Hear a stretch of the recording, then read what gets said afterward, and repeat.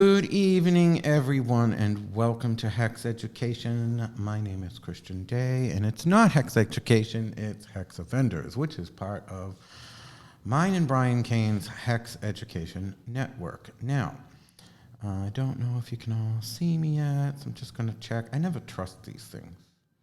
I just don't trust technology. Oh, there I am, I'm online. So if you're seeing me, post in the comments. Tell me what page you're on. Tell me where you're visiting from, what state, country, etc. Hoodoo Sen Muiz cannot make it this evening because he is with some friends and plans and had something he had to do. And he's a very busy man because he just came out with the Working Conjure book, and so he travels quite a bit. And he is often teaching. I never could do it. I have this simple rule. If I'm going to be teaching somewhere, it's got to be somewhere I really want to be. So I did go to Witches Fest with Starry and Ravenhawk, because it's right downtown New York City, and I could go shopping since New York and London are really the only places I can shop. Though I did just do some great online shopping in advance of our trip to Italy, and I'm really hoping that it all fits, because, a little chunky and goth clothes are basically made for anorexic, heroin-addicted Asian people, so I try to fit into these things, and I sometimes look like a stuffed sausage. So basically, tonight, I'm going to be talking a little of this, a little of that, and also taking a lot of questions in the chat, in your various comment pages across. We can basically see the comments from everywhere. They're still fixing it. They claim that the chat works. It's not repeating every question that people ask, but it is repeating some of them. And not sure why that is. But we also, I do have a, I'm not going to video anybody in unless they know my phone number and want to text me, and, or they message me on the chat and I know who they are, and then I will message them in some way to video in. But I can, take calls via Google Voice, which is jacked right into our computer system.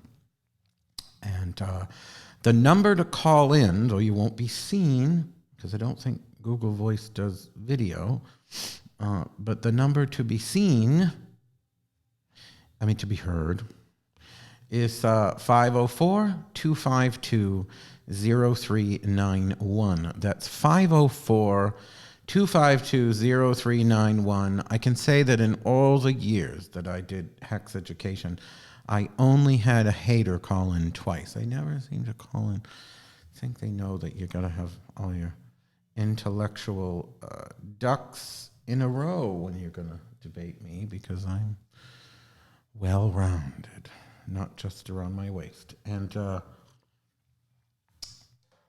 so it has been quite the interesting week. I'm going to move this computer a little closer because I'm practically blind. So if I put I'm not, I'm just nearsighted. If I put the glasses on, I think I can see I can see the chat now from here. Good. I just have to either push the computer way far back or bring it really close without the glasses. I think this is kind of working right here. And hello to everybody watching. It looks like we got a lot of people. David just said he got Witch's Book of the Dead. I hope you enjoy it, though. By about October, there's going to be a second edition. I want to add a few things, and I want to change a few things. And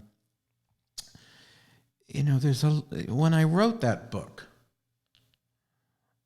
in 2011, there wasn't a lot of witches out there working with the dead. There just weren't. There weren't really. I think Grimassi had his Cauldron of Memory book, Buckland had his book of spirit communication, which I loved, but it was written from the perspective of a spiritualist, which Buckland also was, being a big part of Lilydale, which is a spiritualist community. And I always tell people, witches invented mediumship, but the spiritualist church perfected it. So if you ever want to learn that, you want to go study, because, they're not charging money. They're a church. This is what they believe. They're not, running a game.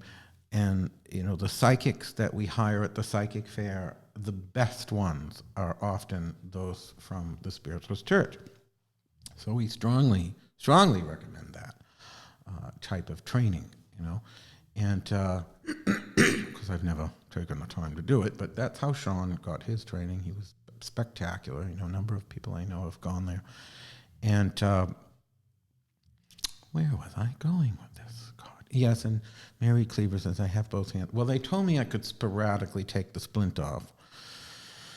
So it's been a bit of a crazy couple of weeks. And when I wrote my book, there weren't a lot of people working with the dead. And now it's kind of, you've got all these people rediscovering African traditional religions, particularly in the African American community, because they've realized we don't have to necessarily do the Christian thing. There are paths that are our own legacy, that they're realizing. But in all this popularity, and of course the popularity of, I call it witchcraft,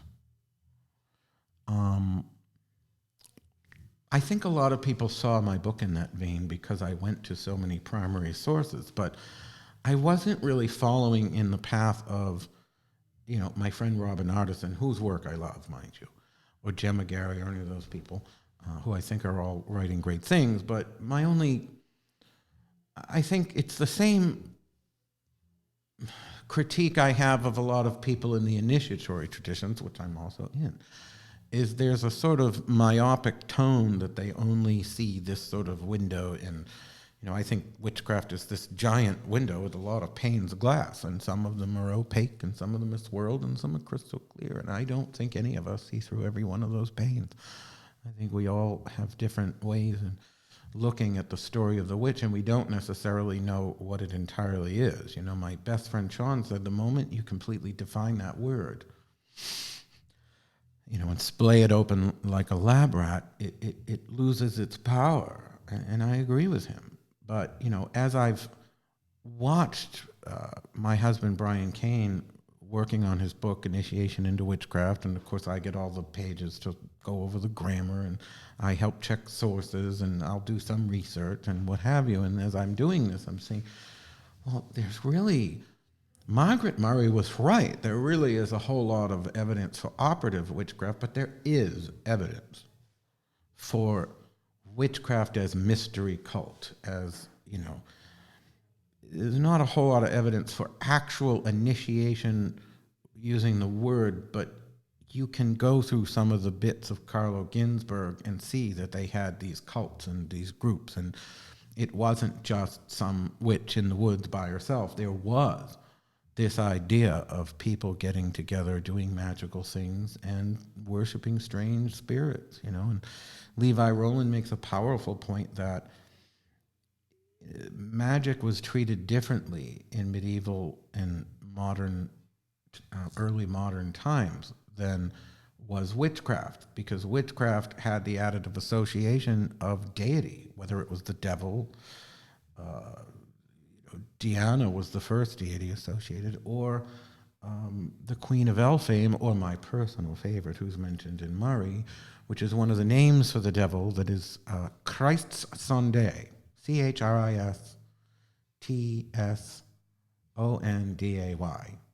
Now, I'm not saying that the fact that that's in there, and that I was born on Christmas, and I was born Christian Day, I didn't choose this name, it was my name, that maybe I'm some antichrist. I don't know, just look at my history. But who knows? But there was always a religious component added to when they would persecute these trials, or prosecute these trials, that were different than, say, Dr. John Dee, who did spiritual conjuration and magic in the 1500s, I believe it was, and there he was under the umbrella of the Queen of England, you know. So there is certainly this connection of religion. And of course I used to, oh, there's no religion in witchcraft. I used to say that, you know, and so I want to revisit my book in a way that gives that elevation to both sides in a way I don't think that I did the first time around. And so I want it to reflect where I've come. I'm not one of these people that when my perspective changes, I try to work it in, you know, and pretend I wasn't this thing before, or, you know, no, I'm like, oh, I have a new view now. And I might agree with this, this, and this that I used to say, but these two things I've had to look at and revisit because it may not be in my wheelhouse anymore. It may not be what I want to, you know, represent. Russell says, Christ Sunday means you are a relative of Countess Bathory. Yeah, I've had these freaky haters this weekend. My God, like one of them joined the Witches and Warlocks Facebook group we have, and she's ranting at me, you know, ranting in the group and ranting at me privately that she's descended from Countess Bathory. At least she's not another one of those million motherfuckers saying they're descended from Marie Laveau, because I think I've met you know, a bazillion of those, and of course, you know, how many reincarnations of Cleopatra. I remember Sean said a little old lady and a biker chick got into this huge fight in front of the old Crystal Chamber in Salem. That was a shop we used to have years ago, because both of them were insisting that they were the reincarnation of Mary Magdalene. And this almost ended in a fist fight over who was the Magdalene. Jesus fucking Christ, I'm not going to sit here and fight over who was the hooker. It really amazes me. You know, there is a sort of woo-woo element to all of this that I've never quite been able to wrap my head around, because despite my odd career and my belief in magic and psychic ability, I'm very grounded in reality. So when someone comes to me and says, you shall listen to me because I am the descendant of Countess Bathory, and it's some goth chick that was just really looked out of her mind. And I call up Utu because apparently this twit lives in Niagara Falls, and I'm thinking, well, you know, Utu's like the big name of pagan witchcraft up in that area.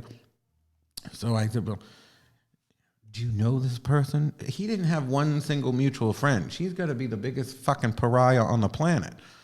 You know, I'm descended from Countess. And it's like, okay, once you tell me you're descended from Countess Bathory, click, you know, I don't have time. Generally, I shouldn't even talk to these people anyway. I probably give them more platform than they need. But, you know, this week some of them have been going on business pages and making a scene. And it's like, all because they didn't like my husband's book cover. Which, of course, I'm living for, because, you know, if everybody's talking about this fucking book cover, negative or positive, many motherfuckers are going to buy the book.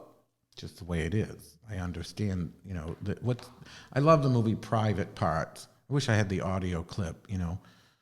The average radio listener listens for 40 minutes, but the average Howard Stern fan listens for an hour and 20 minutes, and I'm paraphrasing, I don't remember the exact minutes, but and the guys say, well, what about the people who hate Howard Stern?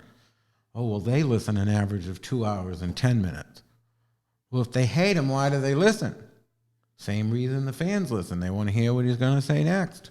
So at the end of the day, Charlene said I sound like the Wizard of Oz. Well, I kind of am, you know.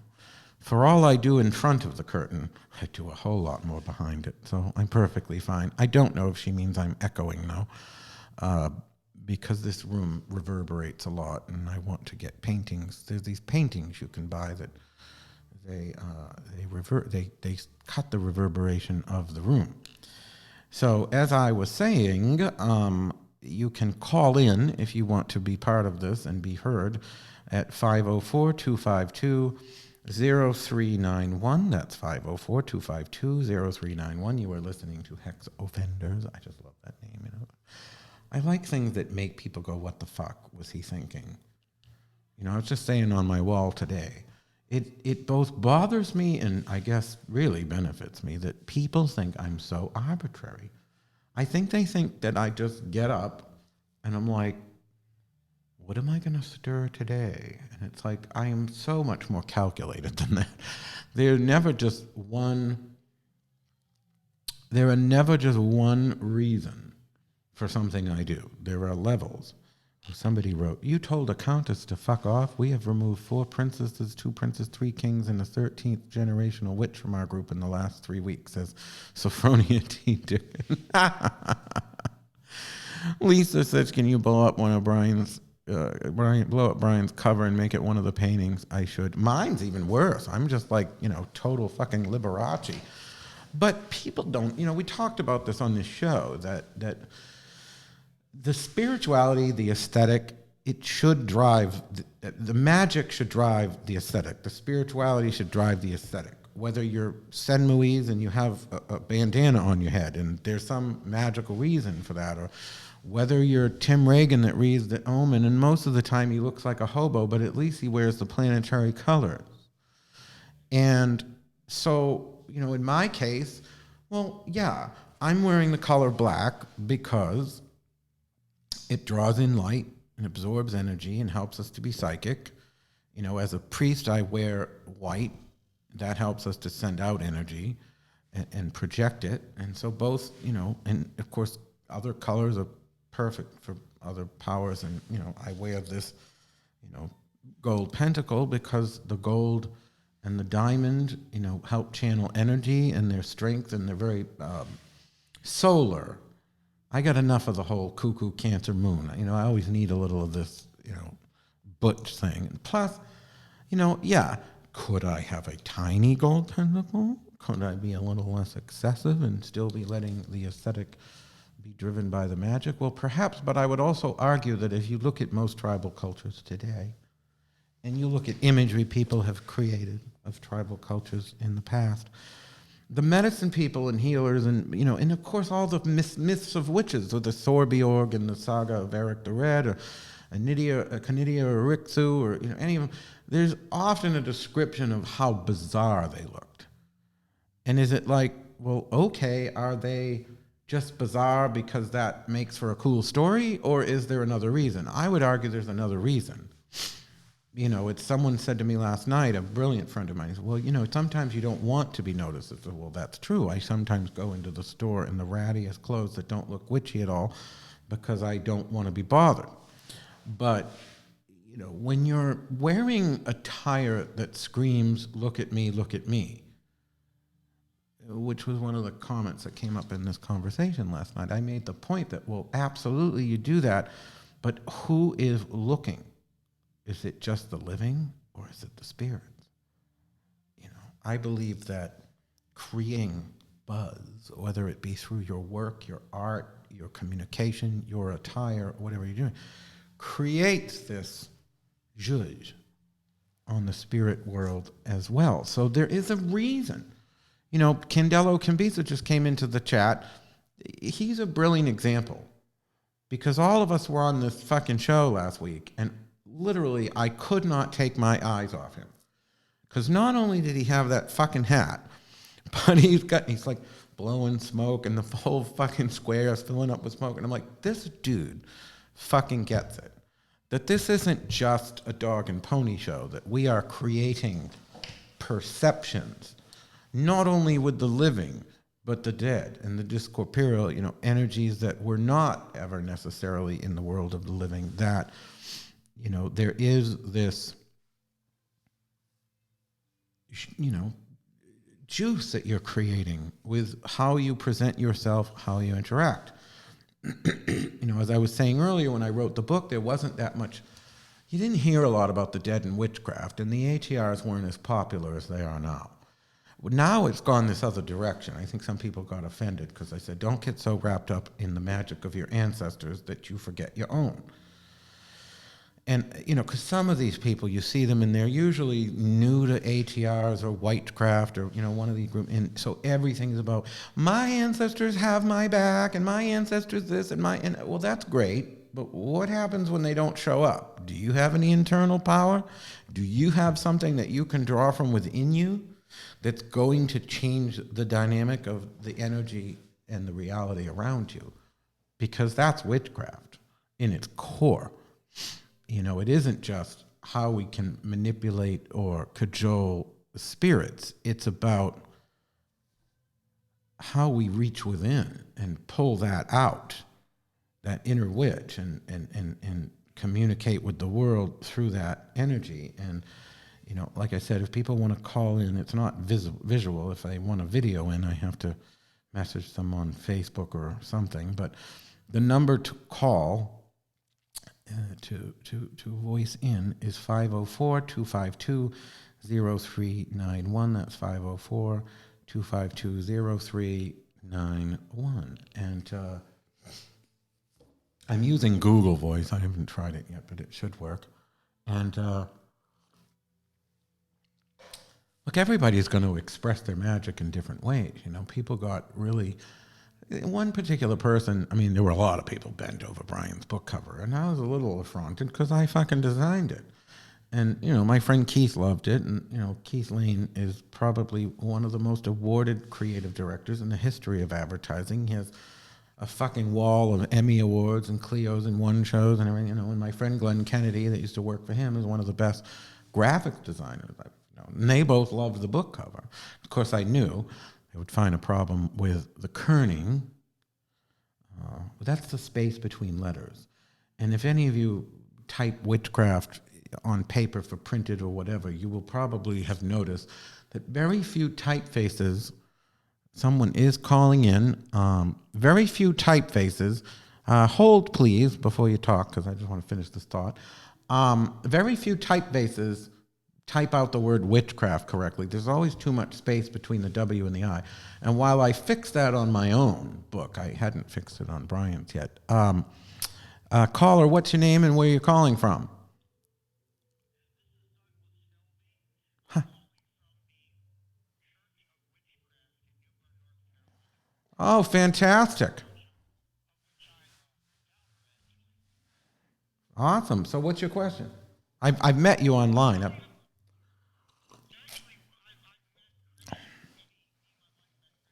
I am Christian.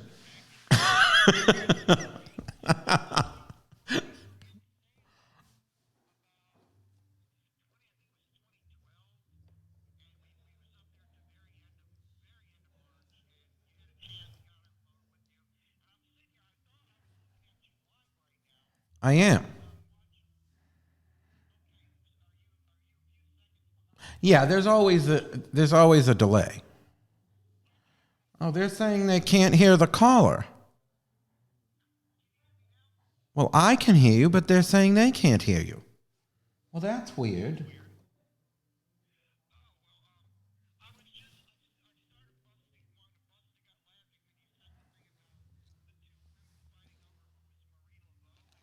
Just give me a second here, because no one can hear you, so I want to see.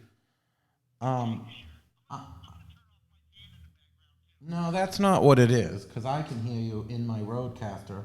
It's not pushing back to. Just give me a moment, please. Um, Let me see if I turn off mix minus. Give me a moment. Oh my God, come on here. Just give me a second. That doesn't have the mix minus. Okay, I don't know. You should be coming in through USB. Something might have changed in all of this. I don't know. You're in the USB channel. You're not in the smartphone channel.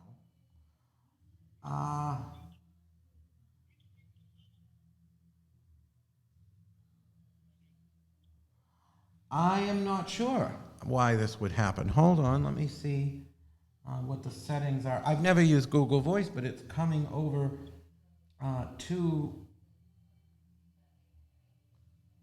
It's going to the Roadcaster, so yeah, Roadcaster audio. Oh, hold on, I get it. Well, you can hear me. Can you hear me through your phone or just through the web?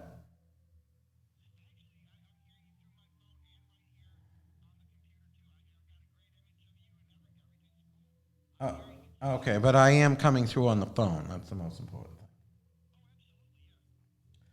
I don't know what the hell's happening. Well, that's really weird. There used to be like a mix minus thing. Maybe it's on the smartphone.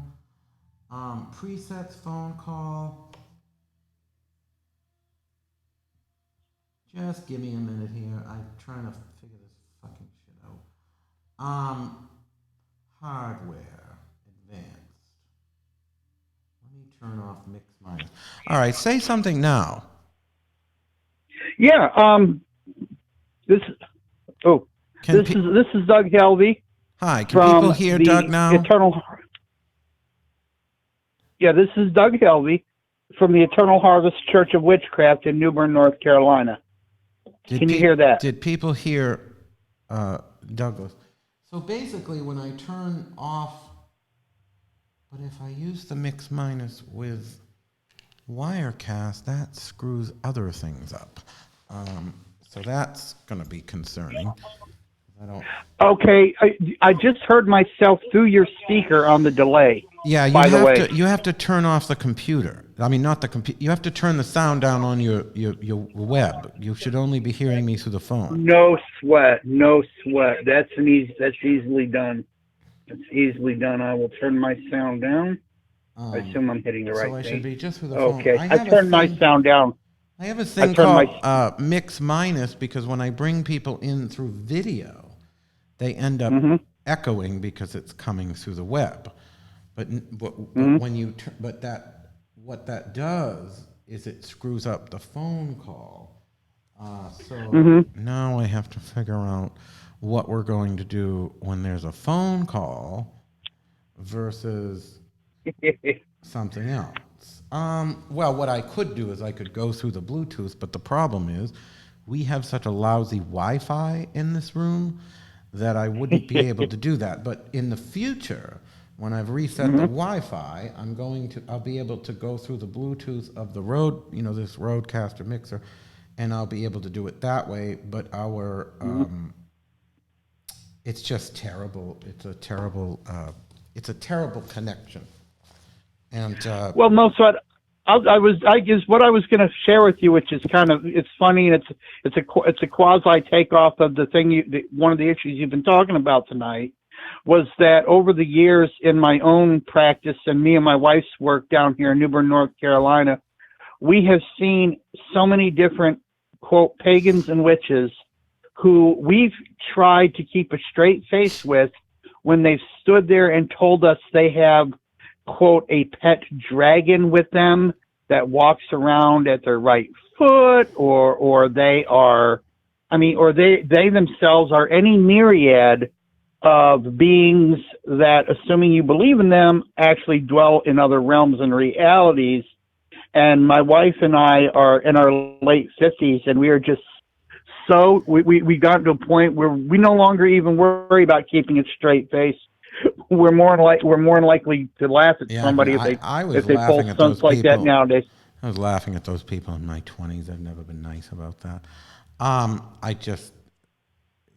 Just because I'm in this sort of life.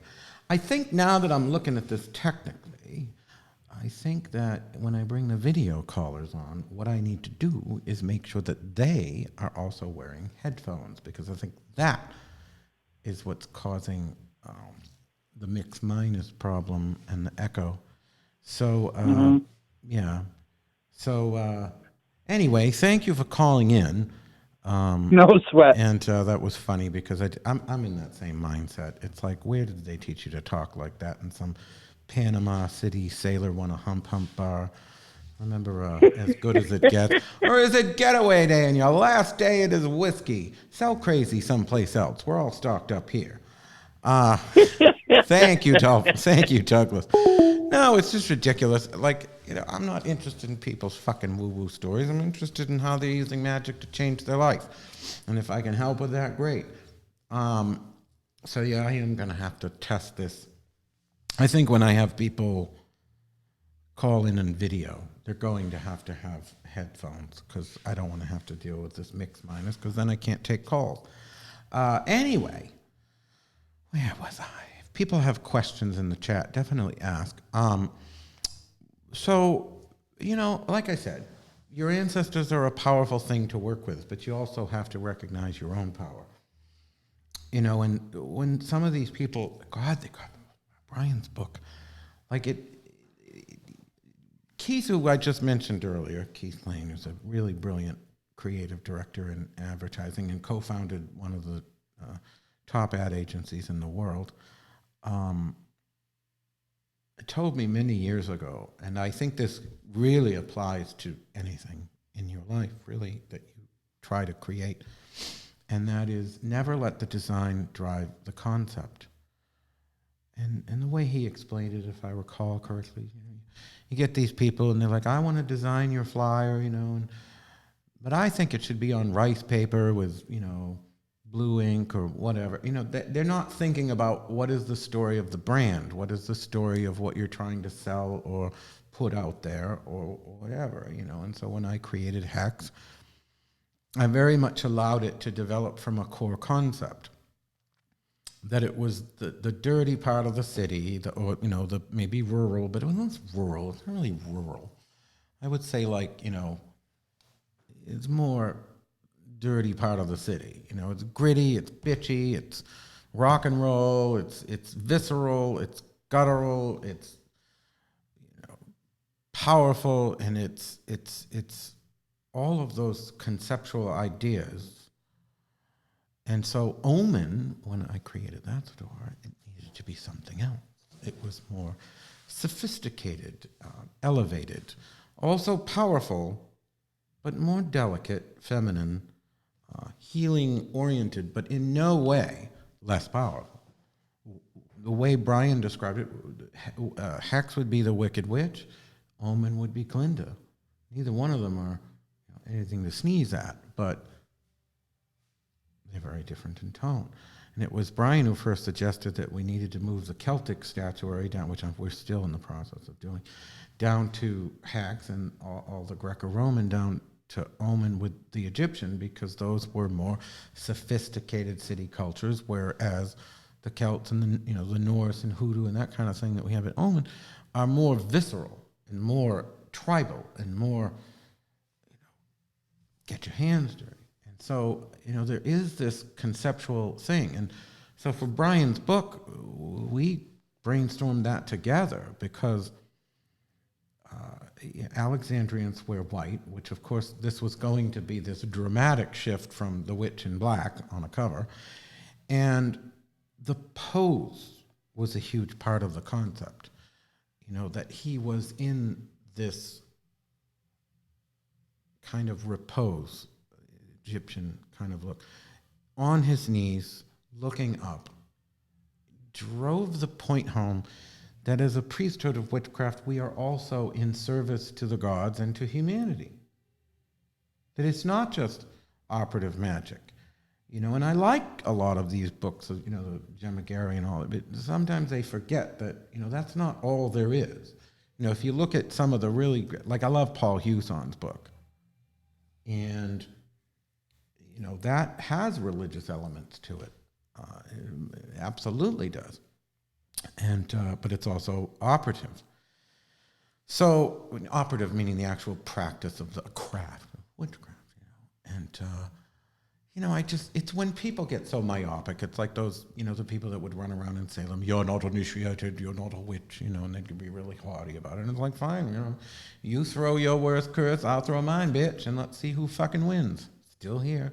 And then you'd get these witchcraft people, they have more ways of spelling witchcraft than radical feminists do woman. You have women, W-I-M-M-I-N, there's W-Y-M-M-I-N, there's W-O-M-B-I-N, or E-N, or A-N, and, there's same thing with witchcraft. These, you can recognize them because they'll have it V-Y-T-C-H-E, or, just fucking. And people say I'm pretentious. Jesus Christ, I never changed my name. This is who I was born as. And so, what is it? Ramona Barclays, Christian, I have a question about learning witchcraft. Is it more important in your mind to pay attention to everything such as history, origins, etc., or simply the nuts and bolts? I don't see things in such polarized ways, as a rule. Depending on what it is. I mean, I think it's, more important to do either of those things than say, what brand of cookie you buy for, your ritual meal. I think the nuts and bolts are important, and the history and the origins, depending on what it is you're trying to do. If you're representing witchcraft in the world, you really should know something about the history and the origins, even though there's only so much you can know because, everybody has a different view. My friend Josh said, that it's hard, in order to make blanket statements of no true, I did make a sort of no true Scotsman statement, which I ran a debate club at community college. I know what that is. And I was being sort of cheeky by, no true witch. Well, I don't believe that witchcraft is part of it. Animal sacrifice is part of witchcraft. I just don't. However, I don't spend my time crusading about it. If I have a TV camera in my face and they say, do witches kill people? I'm like, no. Do witches worship the devil? No. Do witches sacrifice animals? No. I don't go, well, there are some people in, what is it? Gaptooth said, well, he's no gap Gaptooth, but really annoying person said, in Peru they have these witches. And I'm like, I am not going to sit there with CNN and a fucking camera in my face and go, by the way, there is this group in South America and they call themselves witches and they kill parakeets or what the fuck. Well, I'm sure I can go somewhere in the world and find someone that calls themselves a witch and kills cats or people or babies or whatever. I'm sure I can find some person in the world that calls himself a witch and rubs feces all over his body and says, I'm a witch. But when I've got a fucking camera in my face, like this one, and you ask me, hey, witches sacrifice animal, I'm going to say no. No, I'm not going to go putting these proclamations out there unless, I see these people going absolutely apeshit over Brian's book cover, and I'm like, I don't care. People are going to make fun of shit. I don't mind because it's just going to sell books. But if you're on my fucking friends list and you're bashing my husband, probably going to have something to say. So I'm like, well, what's your issue? Your husband said that witches don't sacrifice animals. Don't fucking tell me what annoys you. I am such a cunt. I will probably do it 10 times more.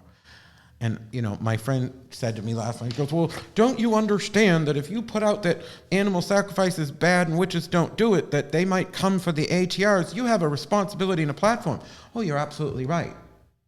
So if your platform is like this, don't fuck with me, because mine's like this. So if you want to say, I'm Billy Badass and I'm, the rebel of the French Quarter and I'm going to fuck you up and I'm going to go on your business pages and say bad things, well, you can do that.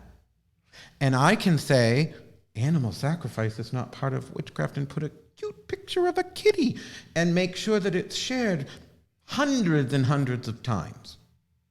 Would I normally go on such a crusade? No. What do you mean needs mic in? What's happening? Can people not hear me? Oh God, I hope people can hear me. I have no fucking idea. Needs mic in. I don't know what's happening. Tell me if you can hear me before I keep going and rambling on. Hello? Can anybody hear me? Okay, good. So anyway, I'm a cunt. I never denied it. I am who I am. It sort of gets me because some of the douchey fucking things I say, nobody ever calls me out for. This one woman falsely accused me a few years ago of doxing her Facebook or whatever, which I didn't do. And frankly, nobody did. Somebody reported her fake account. That's not doxing people. Sorry, stupid bitch. But I said something excessive, and then I publicly apologized and donated all this money to a cause. And, I said, I fucked up. I'm going to fix this. That's the one thing I think I've ever seen about me that was actually fucking true. I never called some old bitch in the middle of the night, with anonymously. If I were going to, I don't care how old or young you are. If I'm going to call up in the middle of the night and say, cunt, as they say in Kill Bill. I want him to know that I want him to know. If I'm pissed at you, I want you to know. I want the credit. Fuck off. I'm not ashamed of my opinions, and if I have them, I don't mind sharing them. You know, people don't know that whole backstory. No, they really don't. Oh, I hope nobody's coming in here. Do they not realize I'm running a show? I'm at the shop, so we have a little back room. But anyway, oh shit, sorry. Hello, whoever you are needs to leave immediately. Hello. Oh, who is that? Well, I don't know. Anyway, what does this person, Jason Mark, keep saying? Because he's talking about inline channel, but he's not really. I don't speak in clicks and whistles, and I don't speak in one-word sentences. Tell me what you're trying to say. So, yeah, I'm a little bit abrasive. I'm definitely an Alexis. I'm not a Crystal. And I think that's why we are where we are. Because, you know, look at where Alexis was. Crystal had to marry Blake. Alexis did marry Cecil, and then he died. But look at her. You know, it's fabulous. But the point is, I am what I am. You ain't going to like it? You ain't going to like it. But at least you'll know I'm honest. I always tell you where you stand. I don't lie. You know, I can count the lies I've told on one or two hands in my whole life. I mean, yes, if you were Hitler and you came to the door and there were Jews in the attic, I'm going to be like, these are not the Jews you're looking for. You know, I'm going to lie. I didn't understand that weirdo. Remember Christine O'Donnell that was running for senator of Maryland, and she was like, I'm not a witch. I'm you. Great Elvira parody of that, by the way. But, you know, she went on some show and said, I'm a Christian and I could never lie. And they were like, well, what if Hitler came and you had Jews in the attic? Well, I'm Christian, I could never lie. I'm like, what the fuck's wrong with you? You know, you lie. You know, but don't lie if it's not a judicious lie. You need to be honest whenever possible. And my attitude is, you know, I'm going to say it like it is. So if this douchebag that, you know, I've heard an earful, by the way, if you're watching Yuri or whatever your fucking, Josh is your real name. Oh, yes. People have been giving me all sorts of tidbits because, you know, that's what people do. They give me tidbits. So just know that. The tidbits keep coming. But, you know, if you're going to come to and attack me and go on, you know, I don't even mind what they say on their own wall. I just don't want it in my feed, and I certainly don't want it on my business pages. That's when I turn into a real fucking douche. And it's like, turn monitors down. What? Jason, say something in whole sentences that actually describes what you're trying to tell me, because you are taking up space in the chat and it's working my nerves. Are you saying my overall thing is too? I have no idea. Just like, give me a full sentence of what you're trying to say. I don't know if he's saying I'm too loud. I don't know, you know, that I've been certainly accused of that before. Well, that's why you have a volume key. Anyway, so, yeah, the guy says, well, he didn't like because he said animal sacrifice. So, yeah, I put out this fucking thing. I totally fucking manipulated my platform to be a complete douchebag, and I would do it again. So if you don't like the fact that I can use my platform that way, don't push my button. I'm a bigger fish. Don't know what to tell you. Leave it alone. If you're going to go to get all Billy Badass with me, I mean, here's the other thing. People say I love drama. Well, yes and no. I don't like conflict coming to me. I don't like it. But if you bring it, I'm going to enjoy it. Why shouldn't I? If I have to waste my time with some bullshit in order to get rid of it, well, why should I be miserable about it? I'd rather have fun. You know? So, yeah, absolutely, I'm going to love the drama. Just don't bring it, and I won't have anything to love. So, you know, that was what it was. Some people got upset because I went on the crusade about the animal sacrifice, but here's the thing. This video that Brian said about animal sacrifice was fucking years ago, and this idiot in the French Quarter is flipping out about it now. Well, as my best friend Sean used to say, if you're going to play the squeeze the titty game with Christian and I, we intend to win, and I haven't lost yet. So there you go. People aren't going to like it. I am what I am. I'm a great ally. People that are in my world have done really well. If I care about somebody and I see that they have great potential, I push them. I'm not the shoulder to cry on, as my friend Sandra said, but I do nurture people with, advice and saying, well, okay, where are you right now? What's your talent? And how do you take this to the next level? And of course, a lot of it is about your courage. You got to be willing to put aside the bullshit. You got to be willing to put aside all these fears that keep you from believing you deserve it, because that's number one. I've had everybody that in every tradition there is throw hexes at me, and I said, well, why am I still here? Am I this great magical talent? I don't know if that's the case. Some people will say, oh, you have strong ancestor spirit. Maybe. I think the reason I'm still here through all the bullshit that people hurl at me is that I believe I should be. I think it's as simple as that. I believe that I was born to do this. I believe in the magic. I believe in witchcraft. I believe in who I am and what I do, even though other people think I don't, or I'm a snake oil salesman or a charlatan. I believe in what I do. And I think if you believe in what you do, that is the most powerful protection shield you could ever have. Because all those other people believing you shouldn't be doing what you do, they are going to come up against that. That's a shield. That's a shield.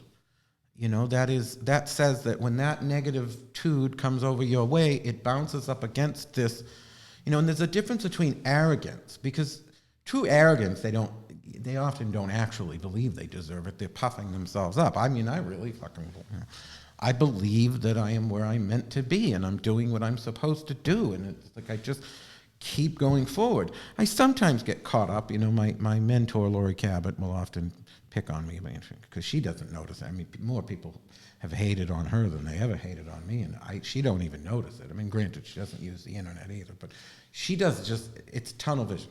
She is literally in the business and the spiritual path of being Lori Cabot. That's why she inspires me. Nothing ever touches her. She just keeps on moving on, because if I've ever met anybody that truly believes they are where they are supposed to be and doing what they're supposed to do, it's Lori Cabot. She is entirely immersed in what she's doing and how she does it. And it is such a powerful mentality to have. I get caught up in some of this stuff. I shouldn't. Sometimes it's fun. But, at the same time, it's like you have to ultimately decide. Like, take Brian's book cover, for example. We concepted that. We wanted him on his knees, looking up, at the gods, in service, in a sort of repose. And yeah, okay, it looks a little werewolf romance novel, like mine does, because I photoshopped a green screen picture of him on top of a background that it was a stock photo, which I normally wouldn't use, but it was an expensive one. I had to pay a lot more money. And I heavily photoshopped it and changed it, and the whole concept, and I actually have to change the number of trees because I want 12 trees to represent the coven. The moon isn't just the moon, it represents the goddess, because our goddess of witchcraft is a lunar goddess. But the overall blue hue of everything I chose, specifically the moon, represents that flame of initiation. There's this whole constellation of concept, like my friend Keith Lane says, never let the design drive the concept. I expand that to say execution. It is the most powerful principle that has driven me for years, and thank you, Keith, again and again and again and again. It's right up there with my friend Jay Finney from the Peabody Essex Museum, who taught me market segments. That's another powerful thing. But that core idea, don't just throw fucking spaghetti out there and think, oh, this will be a cool. What if I'm a witchcrafted? Oh, you know what? I'm going to do hoodoo because, I think that'll make a name for myself. It's fucking bullshit. If you're not keyed into whatever the thing is, don't do it. If you don't think, if it isn't like a fucking nun feeling like they need to be a nun, don't do it. Because it will be inauthentic. I get there'll be people that say you're a million people say I'm inauthentic, but obviously the fact that I'm still doing this all these years later says something about my commitment to it, because I think my shrink told me that 99% of her fucking clients would have ran screaming from the things I deal with, but I don't, because they sort of like, they might irritate me the way a mosquito buzzes in your ear, but it ultimately goes past, because it's like I'm focused on what I'm doing, and so that book cover, it's like, well, okay, there's these people that think it's too hokey, or it's too flashy, or it's, why is he wearing white, or what's wrong with his hair, or, stupid trivial thing. Why does he have all this jewelry on? Blah, blah, blah, blah, blah, blah, blah, blah, blah. Okay, I'll take that under advisement, and here's the real key. No matter what corner of magic you're in, there are going to be all these fucktards that are going to say you shouldn't be doing it. It's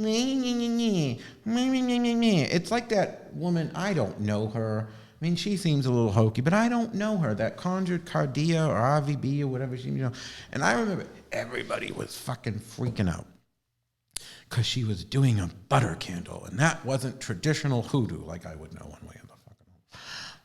Here's what I do know. If butter was the only shortening, whatever, the lard, fat, whatever, that I could make a candle out of, and I needed a fucking candle, I'm going to use the butter. And if you put a butter candle in my hand, it's going to work. If you put a bag of Doritos in my hand, I'll find a way to give you a good reading with it. Everything has magic in it if you look in the right way. You're going to have your energy signatures. Naturally, certain herbs are going to be more efficacious. Am I saying that right? Or have more efficacy than other herbs. But if you really got the stuff, and I'm not saying it's just about intent. It's not just intent. It's a complex collection of hermetic visualization and ideas that go way beyond just, people think, it's your intent. No, you really got to build the construct. It's sort of like those people that make memory palaces, and they can walk into their brain and see this whole construct of everything they've ever known or read, which goes a lot further than intent. But that power of the mind is huge. You have to know it's for you. This is you were born to fucking do this. So you have to say, okay, let's say you're doing Gardnerian witchcraft, and the ghastly Deborah Lipp, and I'm sorry to, she's ghastly, I'm not sorry. She's ghastly, wretched, and she comes along with all her influence and girth. You're not representing the Gardnerian Ababa, or her train wreck of a Mel's Diner that she's married to, who's always trashing us here, there, and everywhere. She also weighed in on Brian's book cover. It's like, you have sovereignty. If you are in a coven, you might have a high priest. I'm first degree. So, my husband has that authority over me within that context. But, it's not like he's going to come and say, well, most Alexandrians don't use the word warlock, Christian. You shouldn't use it. He'd never do that. Would never do that. And so, you might have a coven leader, but even there you have sovereignty, because if you don't like what's going on in that coven, you can leave. If somebody does not like, hold on, I'm fixing my little ear thing.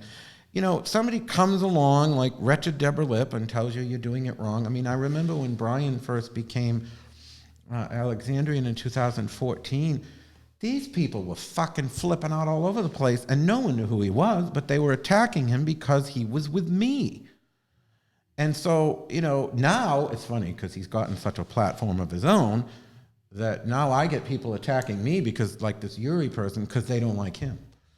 And it's like, we're sharing haters. It's like Lori Cabin and I, we have all the same annoying people in the same order of people we don't like. And so, excuse me, what was I just saying? I lost my train of thought. So you have sovereignty. People can tell you what you should be doing. You don't have to listen. That was my big thing about the animal sacrifice. It's like, okay, that's my opinion, but why are you so plussed? You don't need my approval. Who the fuck am I, the Pope? Like, you're going to get all bent out of shape because I don't approve of what you're doing? You probably don't approve of what I'm doing. Who cares? I'm going to do what I'm going to do. You're going to do what you're going to do. And ultimately you make a decision. So yeah, I could have all these people. I really don't like his book cover. By the way, it's called Initiation into Witchcraft, and it's coming out for Hexfest. In July, we should be starting the pre-orders. We're not doing pre-orders on Amazon because the book has to be done before it's, and what's the point? If it's done, you might as well just sell it. It's not like traditional book selling. You know, we're able to turn things around more quickly. So why am I going to wait? But we are going to do pre-orders on hexwitch.com and omensalem.com, which are our e-commerce sites for the shops. And they'll be for signed copies, which is, we're only going to be doing signed pre-orders. And then, of course, you'll be able to order signed copies when it's out. Excuse me. And the second edition of mine should be out by October. And so, ultimately I'm going to, the key phrase is, thank you for sharing. I will take that under advisement. And that's my attitude. It's like, okay, you have this opinion, you have this opinion, you all have this opinion, you have this opinion. I'll take it under advisement. But I'm ultimately going to do what I want to do. I know there are initiates that don't like the fact that I'm swearing on this show because I'm an initiate.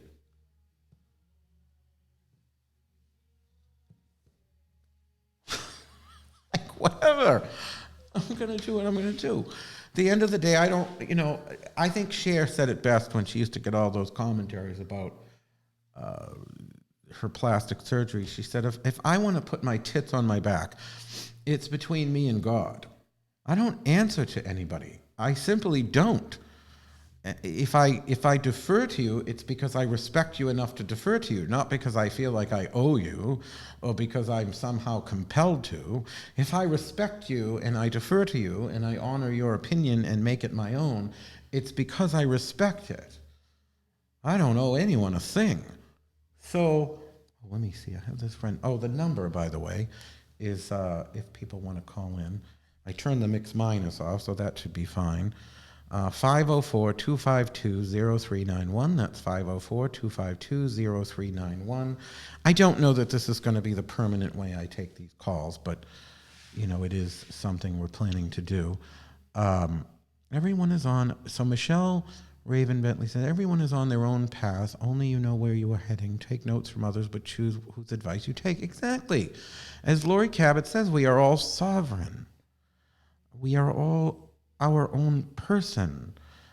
We are an individual that is, of course, part of the universal all, but we're our own little corner of the universe. And so if the buck stops here, then if I'm going to take, who was it? My friend Biff Michaud, that owns the Salem Witch Museum, said that about his staff. He said, when I give people the responsibility, I have to give them the authority. I really liked that because, we each have responsibility for what we do. But if we have the responsibility, in other words, if we're going to be held accountable for what we do, then we need to have the authority over what we do. We need to do what we must do according to our will. And it may not match up with everybody else's. So, eventually people may part ways. Okay, you and I, we may not congeal. And so you got to go your way and I got to go mine because we're not gelling. But you can still be sovereign and I can still be sovereign. Sophronia T. Dickens said, people drawn to magic want to do things themselves, not wait for a god to give it to them. Well, I agree. I do think the gods can help. But I'm not dissing that or the ancestors. I think there's a complex, you get it where you can get it. If fucking Jesus pumps money out of the ATM, hail, praise him. I'm just saying.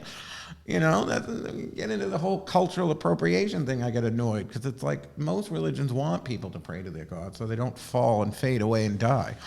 I'm going to use what works. It might offend people. Oh well. Ultimately, I am sovereign. You are sovereign. You don't owe me. I don't owe you. Unless you borrowed $5, then you owe me. But you don't. And so, let me see here. Someone is calling in. Hello, caller. What's your name and where you're calling from? Hello. my name is Cam. Cam? And I'm calling from Salem, Massachusetts. Oh, hi. Have we met? Hi. We have here and there, but I mostly know you from the internet. Oh, cool. Who are you on the internet? What's that? Who are you on the internet? My full name is Camille. Oh, Camille Marie? Is this Camille Marie? Yes. Oh, yes. good. Hello. I know who you. Yeah, I know who you are. How are you? I meet people sometimes in person, and so I'm so and so. I'm like, I got to know the name because I can't. Half the time they get a picture of a unicorn. I don't know what they like. I'm like, I can't connect the person in front of me with the, the what have you. So what's your question? I have a question about initiation. Oh, okay. Is there a formal ceremony?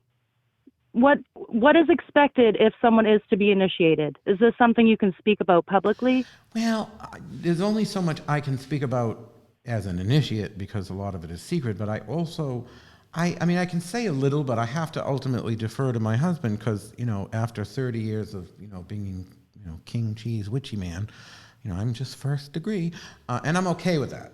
I became initiated because I wanted access to that power grid and I wanted the discipline that comes with it. As far as the rites, no, of course we can't share that. But, I know Brian's book extensively talks about ways to prepare, and that first starts with finding a teacher, finding somebody credible, making sure you vet that person. I finally, I went to Brian because I'm like our friend Val Hughes, she's the Welsh witch out there in Oswestry, compared me to Donna Gardner, that was Gerald Gardner's wife, because, I've got all these initiates coming in and out of my house every other fucking day. It's like, and I'm like, would anyone like some cheese? And it's like, so I had a front row seat. There were two things that made me get initiated. One was Brian's students, because they were all rock stars. Like they were either, professional psychics or like Sen Elias, he owns he owns Crescent City Conjure out in the Marigny, which is a wonderful shop. Ellie that reads here at Hacks, and Levi is an incredible scholar and psychic, and Katina that holds hand-picked potential right, and, people. And every one of these people is just Carrie. They're all just real rock stars, and I was like, they could be the tradition of Peter Cottontail, and I'd want to join because, when it was up in Salem, I had a coven. When Sean was alive, it was even when Sean was alive, you had that group of people that were great.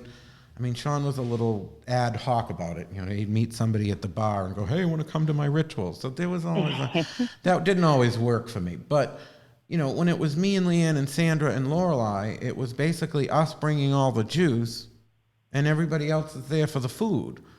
So it's more like powerful when heavily invested in. Right. I want every motherfucker in that room to be like, I want what you want to have happen, and, putting that energy in.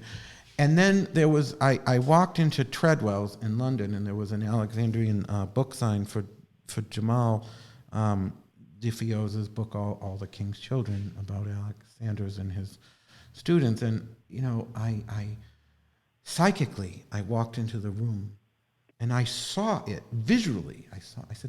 I said to Brian afterwards, I said, in Salem, I'd meet all these British witches, and, they'd talk about their lineage. They'd have printouts of them on the wall. It was like, my mother at one point was breeding German Shepherds, and I'm like, that's what it reminded me of. I'm like, and it was like, Ancestry.com. It's like, yawn. And that doesn't interest me. I'm not impressed by you go to this, you go to this. Oh, wait, are they saying they can't? Can you hear the caller? Oh, I'm listening. No, but when you were talking, did everybody not hear the caller? So one person couldn't. This is so frustrating. I don't know if they're hearing you, which I don't understand because I turned off the mix mic. That's okay. Well, we'll improvise. And I'll ask the question. Is there nothing you can say? I know it is a mystery cult. Is there nothing you can say about the final stage? Is there? I can't tell you about the first stage. Never mind the final one. What I can say is I walked into Treadwell's that night, and I saw psychically the threads. So these people don't understand a lot of these people did. I think some of them didn't. Like maybe half of them did. I can understand. I can follow. They look at this as puppy papers and not. I saw the equivalent of a local area network, or LAN as they call it, an internal company network. And each of these people was a computer on the node. So it wasn't just about this person was initiated by this person, by this person. There was also this person was initiated alongside this person, which goes down to this person and this person. And as a network, psychically, you could access any single node in that network to tap into that person's power, whether they know it or not, unless they're really good at keeping you out. But that's an amazing description. But I honestly. didn't have access. This motherfucker's pretty good at what he does. And I'm like, I can't get in. You know what I mean? So I was like, I have to power grid in it. You know, what they call a current, in some traditions. And every tradition will have them. I felt a very ancient thing in this, and which was why it was at that moment I said, I don't think Gardner made all this up. I think he made a lot up, but I don't think he made it all up. And I think there is something there that is very old in this current, and I want a piece of it. I want to augment what I do. And so blatantly and brazenly, it was a power grab. I want a piece of this. I want this battery. If this person, 3 people up in the lineage over to the left and down 5, has a certain energy signature that would that I could tap into if I need it for this or whatever. It's compatibility with what you absolutely need and when and I saw want. that, right, when I saw that, and I'm seeing how powerful Brian's people are, I'm like, I've been at this 30 fucking years, and I'm a big fan of Lori Cabot. I hugely recommend her class, even if you Skype in. Her class and initiation were the 2 most life-changing magical things I've ever experienced. Even though I don't follow the religious side of the Cabot tradition, I still practice the science of witchcraft. And so, there's a huge amount there that I use, the alpha brainwave. And in fact, I want to buy one of those Muse headsets that tests your brainwaves, because I can finally do my meditations and actually see if I'm generating the apps, the waves or what have you. But at the end of the day, it's like, no, I can't tell you, but I can tell you, just like with Lori Cabot, you can read her book. It's not the same. It's a wonderful book. I read it when it came out. It's one of my favorite books. It's one of the ones we push the most. But I took her class about 6 months after I read the book. It was a whole different, even though a lot of those things were in the book, it's not the same. It is not the same. You will not have the same experience reading that book as you will in that class. It was life-changing. I discovered that I could be and was psychic, whereas I had no psychic sense of whatever before, and even reading her book, I didn't get that out of it, and I'd bought books on psychic. And so to describe it like a computer system, that's an amazing aesthetic to think about. Right. But here's the thing. I can tell you that Lori Cabot's class is a life-changing experience, and I can tell you that initiation is as well. However, what I can't really convey, even if I were to tell you all of the actual physical and word components of initiation rituals, it means nothing if you aren't part of it. There are pieces, I don't think it's all out there, but there's pieces here and there that claim to be pieces of the Book of Shadows, and who knows which parts are accurate, what have you, but everybody's tried to dig at it. But without the context and the actual energy, it's empty. So it's not something. To describe it physically would not do it any justice. It's all. You must experience. You must experience it. You must see or feel or know what it is for yourself. It's like Christopher Penzak and I have that opinion of Lori's class. We both went in and were like, we're not psychic. And both of us came out of it with that same, holy fuck, I can do this. You know what I mean? And that's such an empowering thing because you just, in the world, we're not taught to see and perceive energies. We're not taught to send them out and to learn to protect ourselves. We're not taught to understand the science behind how magic works and that light carries information and that energy is manipulatable through the power of our consciousness because we're part of that light. We're not taught those things. So to discover them, especially later in life, is so empowering. And so it's, there's a lot that we can say here on these shows week after week, but there's only so much, there are things you can convey, but there are other things you have to experience. You must experience. And, but with initiation, unfortunately, you're going to have people, claiming these lineages or training that don't actually have it. So you have to be really careful. If you go to a Facebook group like British Traditional Witchcraft that Brian has, and I know there are other groups out there that will, if you go on there, someone will be able to find out for you if that teacher is credible and has the background, and that really knows what they're doing, because otherwise... There are so many people out there that claim grandiose things about themselves instead of being true to themselves. Absolutely, and you're also the people around them. Yeah, you're also, you're working in the spiritual. And I know some witches will say, "Oh, it's all roses," but I don't think so. I think there are energies out there that do not. They may not be evil.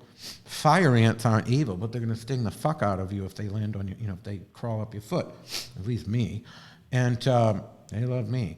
But I don't think these entities are necessarily evil. They're just not into us, and they might fuck with us. And so if we, are dabbling into these arts and magics without proper training and understanding, I think you can fuck yourself up. And look at how many I just had that person that says she's descended from Countess Bathory. This bitch belongs in a fucking straitjacket. Who knows what brought her there? Maybe she started dabbling in magic without any sense of structure. And now she's ended up, this side of, quite a few French fries short of a fucking Happy Meal. You know what I mean? It's like, what?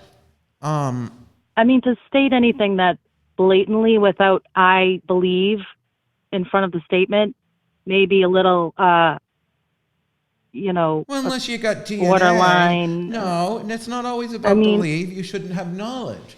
I know that I am 0.25% pygmy. I know it.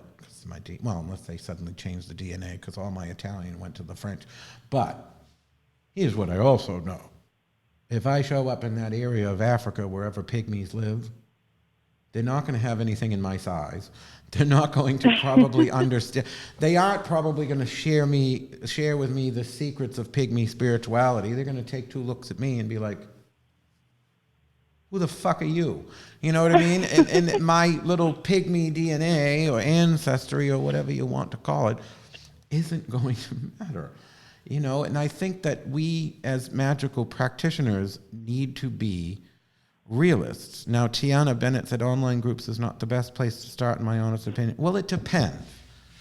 It depends. There are more credible, like Brian's group, there are initiates in there, British Traditional Witchcraft group, that will know who's the real deal in Gardnerian and Alexandrian circles. They'll know. There are, that's not true of most Facebook groups, but there will be places that you can go that you're going to have an easy time. Now, will you face the drama? Some people will say, someone isn't credible because they don't like them. You might deal with that. But I think that's lesser. I don't think most Gardnerian and Alexandrian priests are that way. They might say, I hate that woman, but she's valid. But they would never discredit their teaching. Well, some would, but very few. Their teaching. Right. I don't think many would. Some might. I could see Deborah Lipp doing that or one of those. But you know what I mean? But I think those people put their egos before their spiritual power. You know, they're not interested in furthering what this path and spiritual service actually is. They're interested in Game of Thrones. You know what I mean? It's just not... Right. Well, being conscious is a huge part of it. It is being conscious of yourself and others. That's a giant piece. And we use that term consciousness a lot in the craft. A huge amount. Right. Because you are in this world and you're also in the other world. And so, you know, as a witch, we walk between those worlds and we must be conscious of both. Michelle Hendricks said, I have been unable to find any help. Is there a... I'm not going to be super douchey about this, but I am going to say, like, if there is plenty of information out there, and there are plenty of people willing to help and vet. So if you're not finding anything after a certain amount of time, you may want to reevaluate how you're approaching it. I mean, if you go into a group screaming, I want to know how to be a witch, and everyone needs to tell me. I mean, I see people come into that witches and warlocks group, and you know, the way they ask, it's like, you know, even if, you know, if you're reading a book because you're solitary, well, who wrote that book? Maybe you want to reach out to them. Or if they're no longer around, you know, find who their successors are. You know what I mean? Find out, you know, I can always say when all else fails, Laurie Cabot teaches publicly, you will never go wrong with her.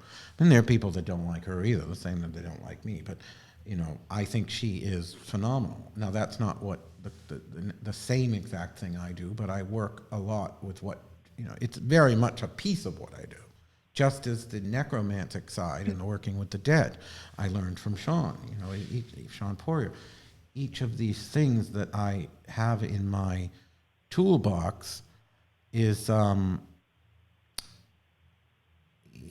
it's part of the process. So Michelle said, please, I'm not trying to be douchey. I'm just saying, get in touch with Laurie Cabot. Get in touch with, you know, go to the British Traditional Witchcraft Group and ask for someone in your area that is, you know, going to be occult training. If you're interested in mediumship, go to the Spiritualist Church. Nobody fucking teaches that better. There are places that you can get that training, but you can't just expect it to fall into your lap.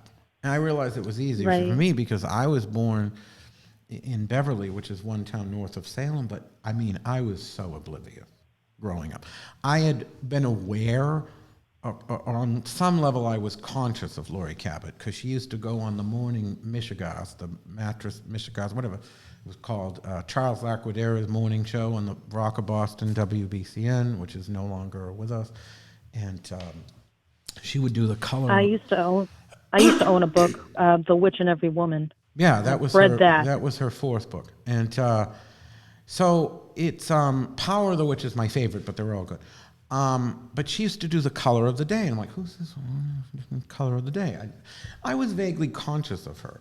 You know, and I walked by her store once, and my uncle said it was evil, so I just never thought any more of it. You know, and it wasn't till I had an aunt that was getting a tarot reading by my father's ex-girlfriend, who's still a good friend of mine. And shout out to Jeannie Yascala's foot. And you're not old enough. I was only 15. They wouldn't let me learn. So when I was 17, I bought a deck of tarot cards. When I was 18, my mother had some friend over who said she was a witch, and I was just completely blindsided. I'm like, what the fuck is that? You know what I mean? Like, even though I lived near Salem, I had no... Because of the associations and when you're ignorant and young and you don't really know, but you're curious, I get it. Well, no, it wasn't even that I thought it was something evil. I thought it was something ridiculous. Like, I thought that was Samantha Stevens on TV. Like, I had no I had no concept that there was something... I mean, I was reading tarot cards. I bought books on that, but even having bought books on that and Pyramid books, it wasn't Pyramid, it was Borders. I didn't go to Pyramid Books in Salem, which was wonderful, by the way, until this woman my mother had over, this company, told me to go to Pyramid Books. And that's when I started buying the witchcraft books. My first book was Earth Magic, a Dianic Book of Shadows by Marian Weinstein, which I love her. And I was just like, what the fuck I thought this was something on TV. I love tarot cards. What's this witchcraft? That was it, and that was the journey, 31 years ago. And it took me till 2 years ago, this month. It's been 2 years since I was initiated. For the first year, actually longer than a year, I was a secret initiate. I didn't necessarily intend to ever come out, because it's not that I didn't want. There's a lot of initiates. The rocks thrown. Here's the I thing. understand. There are a lot of initiates who feel like they get to decide who gets to define the narrative, and they seem to approve of Deborah Lipp, because look at her, she's so non-threatening, and it's like, nobody's really paying attention. She's got 4 books from Llewellyn, and no one knows who she is. So 10 people. So they're not threatened by her grabbing the narrative. They look at somebody like Brian on the cover of his book, and it's like, woo, you know what I mean? This is dramatic and striking, and, you can just tell from the amount of bitching people are doing about his book cover that Initiation into Witchcraft is going to be a badass fucking book, and it's going to define initiatory witchcraft for a lot of people, so of course they're going to throw the rocks. Well, I don't want to be a representative of initiatory witchcraft, because I have my own, I look at my initiatory practices as for me. I got initiated for me, my personal spiritual, magical, and psychic development, my walk with the gods and the spirits, and my own need for discipline that I was never very good at. They were all very personal reasons. I didn't get initiated because I needed pedigree. I'm one of the most famous witches in the world. Not to sound like a cunt, but I am. So why? I don't need to go get initiated so that, now I matter and I'm approved. It's like I ever fucking cared if I had approval to begin with. I've always said what I felt like saying, and I always felt, well, they're either going to like it or they don't, and I never cared. And thankfully, a lot of people liked it. Alexis turned Dynasty from this fucking show nobody watched to the #1 show on television. People like a little bit of a saucy and fun, villain that has a little bit of, a kind heart and a sharp tongue, and But what made you make the final decision to be initiated? Because you were relevant already. So what drove you to it wasn't about seek initiation? Well, I just said so. It wasn't about relevance. It was about I felt like I was not. I was failing in certain magical areas, and I felt spiritually disconnected, and I saw that power within Brian's coven. I saw the power within the traditional, the Alexandrian current, as it were, and Gardner, because I think it's older. Excuse me. And I wanted the discipline. They meet every single Tuesday. Brian's book is called Initiation into Witchcraft. It comes out in August, pre-sales at hexwitch.com in July, and I will be posting it everywhere. But here's the thing. I did it for me. First of all, I never did any of the other things for notoriety or credibility. I just did them. I mean, I sought publicity, certainly more than some of these publicity witches that comes to them. I never deny I was a hoe, but I did it. I never sought it for fame, never. It was always a means to an end. I worked at an ad agency, and various tech startups dealing in marketing. I understood from the very beginning of my public witchcraft career, which, by the way, was 17 years into my, I was in Sean's coven in 1995. I didn't really become public, and he dragged me into it in 2002. He had me do the Witches Ball with him because I was unemployed. And I just put, presented by Sean Poirier and SalemTarot.com, which is my website I started in 95. And, a lot of people became witches because it was from that site, because it was one of the first witchy websites out there. It's actually older than Witchfox. And I didn't want to put my name. And then, that was 2002. In 2003, Sean was like, I'm not doing this ball unless you put your face and your name. And I didn't want to. He hurled me into the public eye. But I understood very early on that media and publicity have two effects. One, if I'm running a business, which I don't have a problem with. I think it's okay to have a commercial side to witchcraft as long as you're not commercializing your priesthood. but you're trying to help people. You're not just doing it to make money. You're doing it because you believe the world needs magic and that it shouldn't just be kept to covens, that regular people need, that come into this store out there, because I'm in the back room, that want something to help them with their life. And that is my outer mission. And that's still my outer mission. And that's why I don't want to be a representative of initiatory craft in that way, because my outer mission isn't about initiatory craft. It's about creating magic for people who need it, who don't want to be a witch full time. Yes, we get a lot of practitioners that shop here, but it's bigger than that. 80% of the people who shop with us are not practitioners. They want a mojo bag to help their husband, be a little spicier in the sack, or they want to win at the slots down at the casino, or whatever. And I believe that the world deserves magic. It's not just about money to me. But naturally, if I'm going to do it, I don't want to be poor. Why the fuck does anybody want to be poor? So I learned very early on that media and publicity and fame and notoriety were keys to two different things. One, enhancing your business. Two, and this is the one that drives them all crazy, far more than I think there are people that get jealous at the amount of money we make, but I think more people get jealous about the narrative that we control. And that's the other thing that notoriety does. The fact that Laurie Cabot is the most famous witch in the world is why there are so many people that see witchcraft the way Laurie Cabot sees it. You get what I'm saying? It's like it's sort of like he who controls the spice controls the universe. Well, he who controls the stage controls the narrative. And I understand that on an intimate level. I frankly gave up enormous amounts of that to move to this city, because I don't get the amount of publicity here that I got in Salem. I sometimes fly up for it there, and occasionally something will happen. But my heart was so keyed into the magic of place, which is another huge part of my magical toolbox, is the spirit of magical place.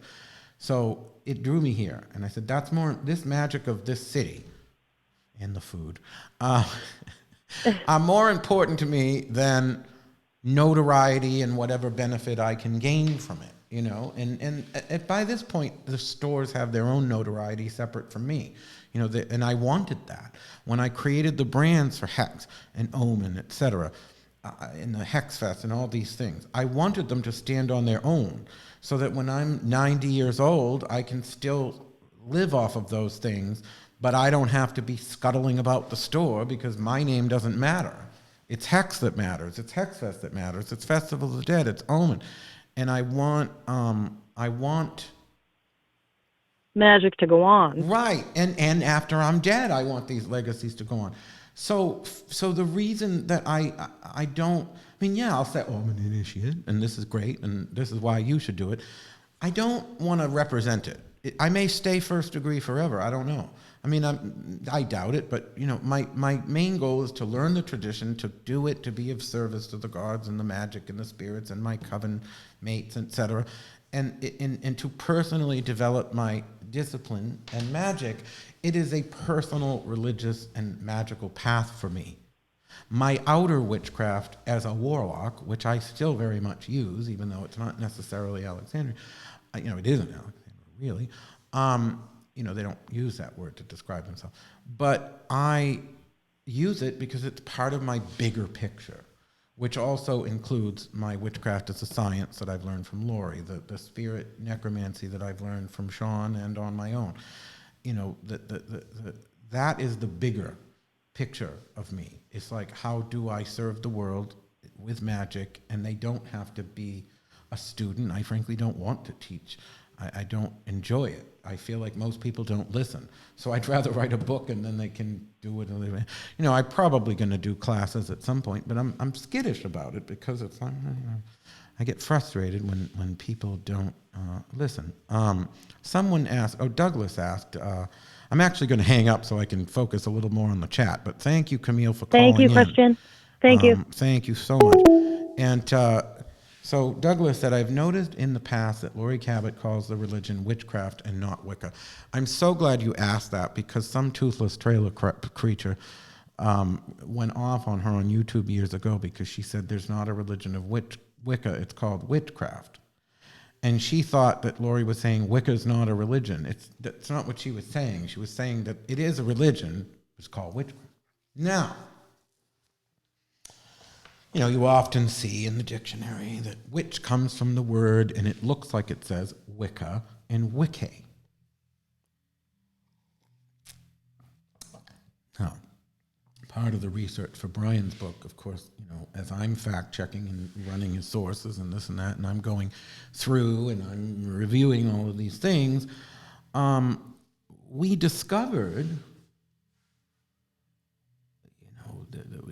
and of course I've heard this for years, but we were verifying it through phonetic pronunciation and things. I've heard, it's really Witcha and Witche.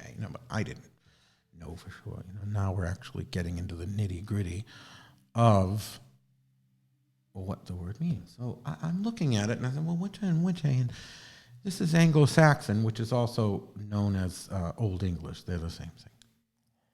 So I called up our coven mate Levi, who is a teacher, literally by trade, and has a master's degree in linguistics and is just one of the most brilliant and educated and well-read cultists I've ever met.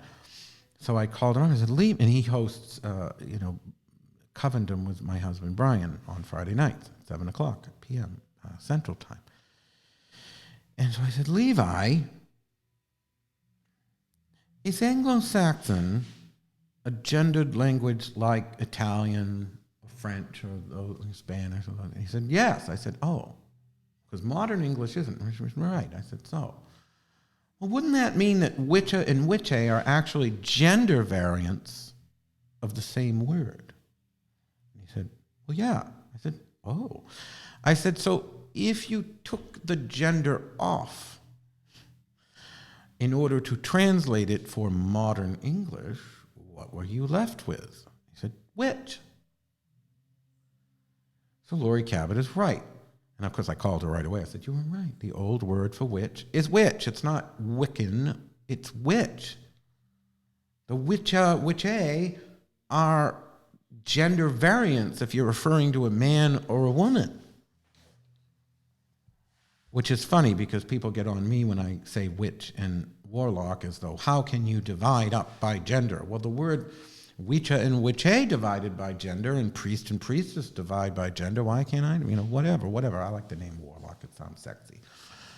I think it's, not for nothing, it's how I have a husband. His best friend Karen that was on the show the other night with him, she saw me, because of the whole Charlie Sheen called himself a warlock and said, you got to listen to this guy and how he explains it, because at the time Brian really hated the word. And next thing you know, we were talking on Facebook, and now I'm married. Thank you, word warlock. So where's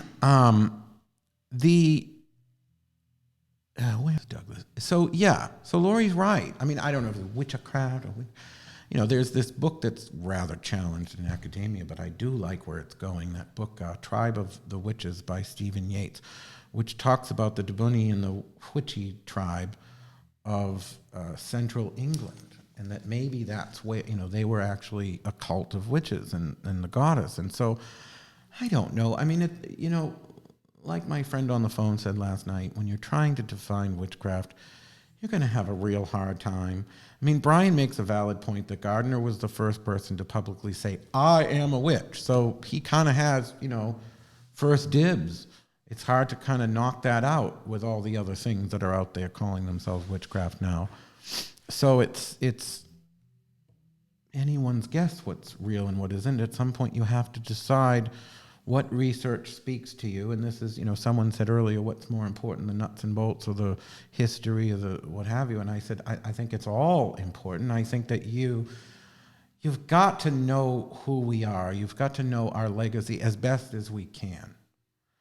And even if witchcraft was something made up for the witch trials, magic is universal. Magic is something that goes so deep into our DNA and our history. The ability to transform the world through the power of your mind. And regardless of what we call that, or our connection to the universal mind and all of its manifestations as various gods and goddesses and all the things that we see the divine as, that is something ancient. And I think that we have to really delve. It's why when I wrote Witch's Book of the Dead, it's why I bypassed, the initiatory type of books. I mean, I looked at them. I bypassed the Grammar, Italian type. I bypassed the Witchcraft and the Gemigary and the Robinus artists. I looked at, I was familiar with these things, but I went to like Daniel Ogden, Greek and Roman necromancy and witchcraft and magic in the, in the ancient world, or no, that's a different, in the Greco-Roman world. And then, of course, there was Stephen A. Mitchell from Harvard's Witchcraft and Magic in the Nordic Middle Ages, and that has the story of the saga of Eric the Red, and it's why Stephen and other Nordic scholars believe that the word warlock actually came from the saga of Eric the Red. Now, Oxford won't accept it because they want a trail. They don't just want one instance.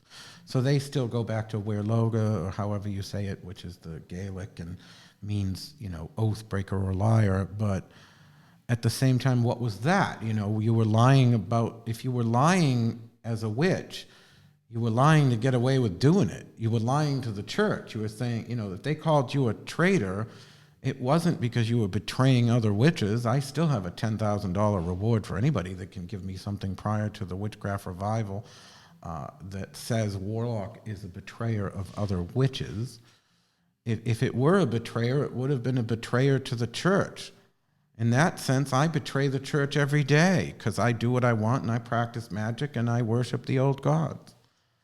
So, what does Douglas say? In my tradition of witchcraft, male initiates are encouraged to refer to themselves under the term warlock. And yes, my wife and I have read your book and loved it. Thank you.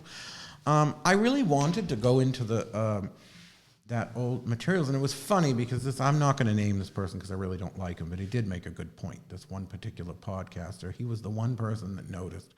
He said, your bibliography and works cited is very different. I said, oh, what do you mean? Because in the bibliography, it's like, Buckland wants you to put his book in there if he's going to write a review blurb. I'm like, well, I like the Book of Spirit Communications. I'll put it in, and I certainly have read it, and it does influence me. Okay, I'll put it in. And there were some other books I put in that I have read, and they certainly influenced me, but they weren't directly key to the book, but more my use of spirits, or, whatever. They were tangentially. I didn't put books that had nothing to do with the dead. I wouldn't do that. But I put books that were, okay, these tell a story of me, but the cited works, they were almost all academic. People were looking at the work, this kid was looking at the work cited going, I've noticed you almost use no modern Wicca witch pagan books at all in your citations. I said, well, I didn't want to. I didn't want to trod the same path everybody else was trodding. I wanted to look back at the data. So, well, what do I think this is saying? I'm no great scholar, but I wanted to look at this information and find the story that it tells. And now that Brian's writing his book and I'm on Questia, double checking, and I'm like, and sometimes I'll find something and go, Brian, look at this. And I'm realizing just how much the mystery cult initiatory side is also part of the story, just as the operative was, and much as, operative magic being the folk magic, the practice, and much as Murray is derided, there was a lot of value in, the core of what she was saying. Maybe she took it to extreme places in terms of the breadth of the practice, it was a universal witch cult, who knows. But I can tell you that the connections in a place like Nemi, which is part of our trip next month to Italy, have all of the components. They have the magic. Isis was a goddess of magic. They have Diana. They have the goddess. The one goddess the church ever associated with witches is associated with Nemi. The Egyptian goddess of magic is associated with Nemi. And so you have the religious and the magical side. And I'm sad I'm not going to be able to get there, but Benevento has it too. So, you have to continue to evolve and grow. My positions aren't necessarily what they were 10 years ago or even 5 years ago. I'm not I'm an ever-evolving tapestry. I'm okay with the fact that I might not have the same position that I did 30 years ago, because as a magical practitioner, I grow, I evolve, I change my mind, and I continue to let the history, the magic, and the spirits tell the story. What is the story they tell? And I think I wish more people would do that, and sometimes they do, but they don't have the eye of a scholar. They tend to take it too far, and it's like a lot of these conclusions. It's like you got to be careful with the witch trials. You can look at certain commonalities in these witch trial records and say, well, somebody tortured in Germany said the same thing as somebody tortured in, Italy. However, the common denominator is the church. You know what I mean? So certainly the priests who could read or write were able to share letters in ways that the peasantry could not. And so they would have shared these folkloric ideas of witchcraft because they had the common language of Latin. And so they would have been writing letters to each other and saying, witches suck the devil's icy cock. And so, okay, when they're torturing you and saying, did you suck the devil's icy cock? Well, then you're going to hear that in Italy and in Germany. And, well, is there really a devil's icy cock, or are they just, sharing this information? I'm always sort of skeptical of what some woman said when her tit was about to be cut off, and but at the same time, you look at some of the stuff that Carlo Ginzburg in Ecstasies, Deciphering the Witch's Sabbath, and also the Night Battles, there's some great stuff. I mean, just clues that there is that witchcraft does have a connection to the old mystery cults, much like Masonry and the Ordo Templi Orientis of Crowley or the Golden Dawn. Whether or not big chunks of those things were made up, the core of those things is very, very old. Someone said the gentleman noted to us that you had no books in the store that had the word Wicca on the front of the cover. Oh, yeah. I still don't do it. Well, there's a couple exceptions. I've had a couple of friends that have written the word Wicca that I'll put the book in, or Jarena Dunwich's Wicca books, because even though they're cheesy spell books, they're so much fun. I don't want to push the word Wicca. And it's funny because a lot of people call initiatory witchcraft, they say BTW as British Traditional Wicca. Brian says British Traditional Witchcraft. And, there's a recent book that came out called Traditional Wicca, and I mean, I love what it was trying to do, but it spent many, many pages trying to argue in a soft-pedaled way of why self-initiation is not real, and I would have just said, self-initiation is not real. I might have given it 2 sentences, and there really wasn't a whole lot of magic in the book, so it was more about the religion of what they're calling Wicca, but I don't think it is Wicca. I believe that initiatory witchcraft is witchcraft. And many of the initiates I know still use the word witch. Gerald Gardner didn't call his book Wicca Today. He called it witchcraft. All those founders were using the word witch. You didn't hear them use Wicca. They never used it. Even Sanders, who liked the word a little more, really didn't use it. Like, they weren't out there using it. It was sort of, oh, that's an old word for witch. But bear in mind, these people were not scholars. They were occultists. They were, certainly able to do research, just like I'm not a scholar, but they wouldn't have had necessarily all that phonetic information that the word in Anglo-Saxon, CCA, is pronounced cha, like chip. And this is specified in the Oxford English Dictionary. So some of these founders that wrote these books, they wouldn't have known that. Wicca is an old word for witch. No, it's really witcha, and who knows? I don't even think that is the way. Like, I'm not quite sure what they'd say when they say both of them together. Is it witchcraft? I mean, I've yet to fully figure that out. But witcha and witche, male and female, it's a cha. So I like using the word witch, even as an initiate. I still, in my initiatory practices, I still call myself a witch. I don't say I'm a Wiccan. Let me see. I can barely see. Let me pull this closer. It's hard to see these chat. If I can pull it closer. I work on the idea. Douglas says, I work on the idea that if you look close enough at the old European woodcut reprints, that you can actually find images and practices that can be translated into ritual format if you can see the truth of what may have actually been seen by the uneducated eye. I totally agree with that, Douglas. And it's sort of what my big thing is with people bitching about Brian's book cover. It's like, how do you not see? You know, you're talking about his hair and his jewelry, and you have no concept of what's really going on in this picture because they don't know how to look beyond. You know, it's really weird to me. But yeah, no, I generally don't. We don't even now carry books with the word Wicca in the title. So if you want to get your book in our store, you're probably going to want to use the word witchcraft. I'll sometimes deign to use books with the word pagan in it, but I really don't like that word either.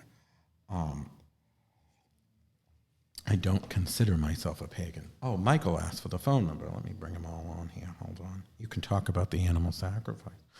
504-252-0391. That's 504-252-0391. And I'll make Michael the last caller. Because I should just have him video in. But when you guys video in, I'm going to have you put on headphones. Because otherwise you echo back, and I don't want to have to use the minus mixer because it makes the phone not work. So I think he's going to call in 504-252-0391.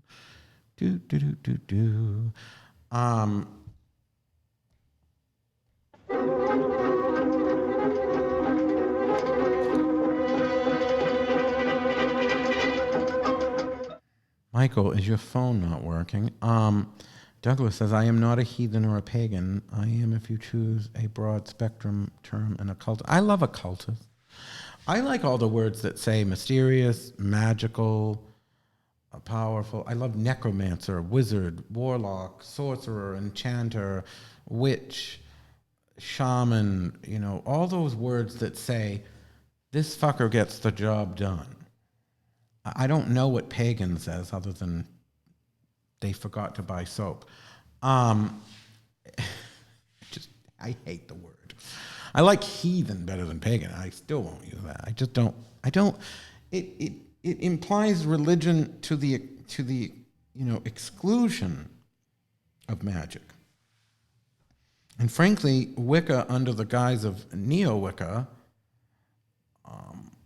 the post-Scott Cunningham has really devolved into, hugging trees and, whatever. There's this lack of magical commitment or responsibility or that sense of accountability for the power that you have within. When we deny that power inside of ourselves, we no longer have to have accountability for it. That's the other thing. So now all anybody talks about is their ancestors, which I'm sort of partly responsible. Well, between me and Witchcraft and writing the Witch's Book of the Dead, and then Christopher Penczak writing The Mighty Dead, and Gramassi writing Communing with the Ancestors. Now it's big in witchcraft, and of course with this revival of the African traditional religions, all you hear is, you don't hear that from the long-time ATR practitioners. They understand the nuance of that, but the new people are like, my ancestors have my back, and so do you. Where's your power? And I kind of created a monster in a sense. He tried video. Well, that wouldn't have worked. The number, Michael, is 504-252-0391. That is 504-252-0391. I'm trying to get Wirecast to create permanent links instead of these 24-hour links because it's kind of a pain in the ass to do. That way I can have a forward from a because they get this long link. And I want something to here, go to blah-blah.com, and then it'll patch you in. So, yeah, Michael, where are you? Boop, boop. I keep saying the number. Is he not hearing it? 504-252-0391. I don't know. going to have to end soon, though. I've been at this for about an hour and 50 minutes. Hello, Michael. Is he not listening? I don't know what's happening. Anyway, moving on. If he calls in, he calls in. I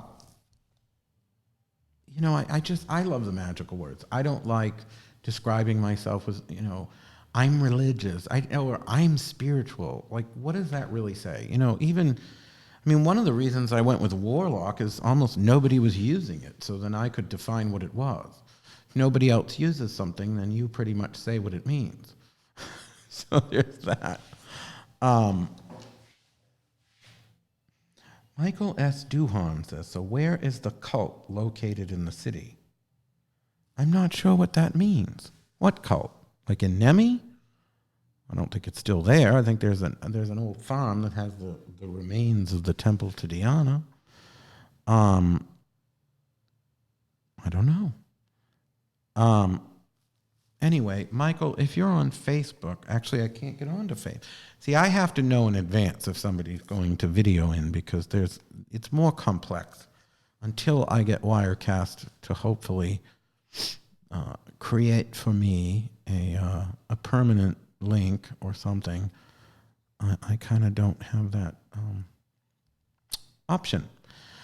So anyway,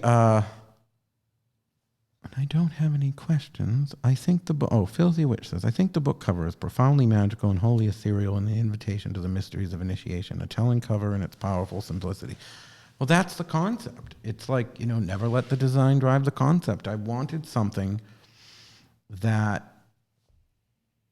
told a visual story of what you were going to be delving into. It's why my cover is, I'm very Liberace, but I'm there in my cape that represents all, I have ashes of my mother hanging off the cape, my cousin Becky, my cousin Patty, they're all hanging off there somewhere. And I'm photoshopped over a picture that I actually bought from somebody, so nobody else will ever use it, of New Orleans, of St. Louis, Lafayette Cemetery, sorry.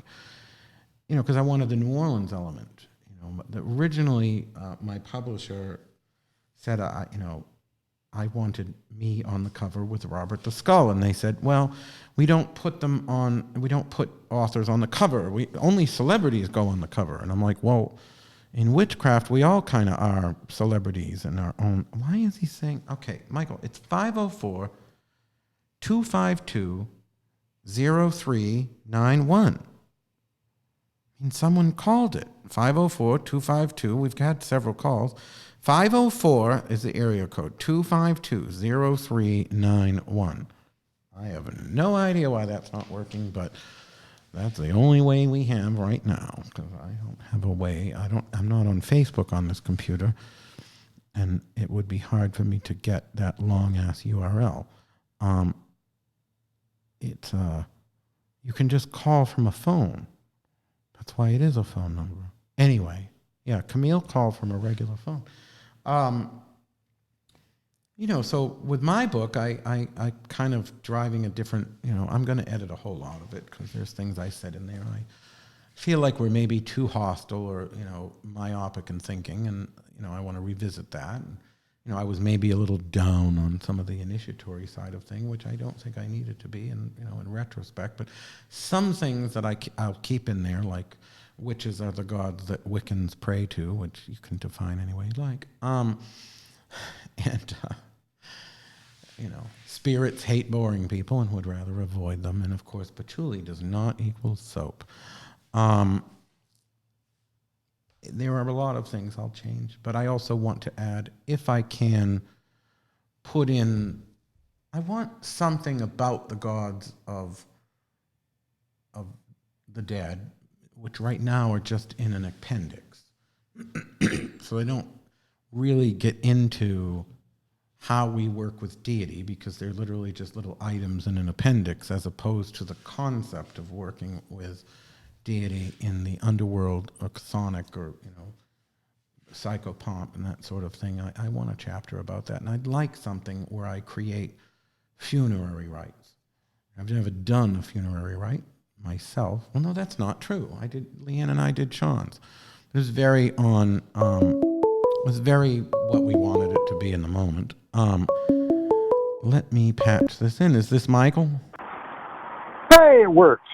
Jesus, I don't know what the hell I was gathering before. You sound like you've got all this fuzz. Where are you calling from? Hollywood. I got my headphones on. Ooh. Are you in traffic or something? No. I'm up above traffic, but you probably hear traffic in the background. Oh, yeah, it's very loud on the white noise. You probably want to get a noise-canceling headset. What is it that you use when you do your radio show? Because you sound so great. You can use like Skype or Google Voice to actually call from a computer to that phone number. Because Google Voice works kind of like Skype, only it's just voice, and you can go between the two. But yeah, so what did you want to bring to the table? Well, I'm listening to your show. I just wanted to point out that you may not realize this, maybe you do, but you sir, you're a motivational and inspirational speaker. At least for me. I'm digging. I make some people cry. Stuff you said about notoriety, and you talked about your past transgressions, and it's been an epic show. Even without your co-host, just inspirational show. Well, I want to be real with people. I have a girl that I rode the short bus. I went through a lot of issues as a child, dealing with abuse and things, but and it affected me, what have you. But I have a friend of mine who works at one of these places I would attend, and she brings some of the kids by in the past, saying, well, you could do, maybe you think, some of these kids would be schizophrenic or what. I'm not schizophrenic, but they would have these deep-seated problems, and and they would decide in their head that was it. And I just don't believe that. I tell people, look, I even though she has me blocked on Twitter, Kelly Catrone, you should unblock me. I loved that show, Kel on Earth. I didn't know Kelly Catrone from her America Top Model, and I've never seen it. I didn't know her from The Hills or those. But I got a free episode on YouTube, not YouTube, iTunes. I said, watch this Kel on Earth. I liked it so much, I downloaded it all. She had this book, If You Have to Cry, Go Outside. Little did I know, she ends up being, connected to a certain crazy old lady that hates me in Salem. So, of course, she got me blocked on Twitter. I guess I don't know. I don't know if she's still around that person. But, somebody always wanted to know, not because she was well-known or something, just because I loved her whole attitude that when, the world ain't fucking going to stop. You got a job to do. I don't care if it's magical or mundane. You've got something in this life to do. Get off the fucking cross. Stop crying. Stop wallowing in whatever's because that's what therapists are for. I have a shrink. I go in there and I moan and groan, and sometimes I cry. And, whatever I have to do to get it off my chest, and I'm paying her to make me, hopefully, a nicer person. Ain't working so far. But, everything else is. I'm a lot calmer than I used to be before her. But my point is, you don't have to let these things stop your life, your magic, your experience in this world and in this life, and let that become an obstacle. There's always, I have so many fucking haters that think these things about me, that I tried to kill a dog. There was somebody that said, I don't have proof, but he killed Sean Poirier. I'm like, I was in fucking New Orleans when Sean died, and Leanne knows exactly which drug dealer sold him the shit that he OD'd on. So putting that on, maybe they'll put it on me. I think if they could blame me for cancer. Oh, actually, someone did. One of the psychics that used to work for us at Hex, she's kind of cuckoo, said that she got cancer from the mold in the basement at Hex. Because mold causes cancer. And it's just, so here I am, I give you cancer. It's just, you have to laugh at it because You I go way back with that. You gotta laugh. well, I because learned that when it's I like learned Brian's that on my book. second day as a cop when I saw my first dead body. The guy grabbed me by the shoulders and said, "You gotta laugh, Mikey. You gotta laugh to survive." And Because I've this carried world is that fucked up. through I used to love, people used to so pick on Joan Rivers. And I got her. I truly got her. That, when she said, I have less room in Melissa's basement than those girls in Ohio or whatever, I forget where they were, Michigan, whatever, those girls that were trapped in the basement for 20, and the world went, oh my God, they would hate Joan Rivers, and there was just all these pages. And I just, look, I get her. I think she quoted, was it Winston Churchill? I forget, but basically that when you make someone laugh, you give them a vacation from horror.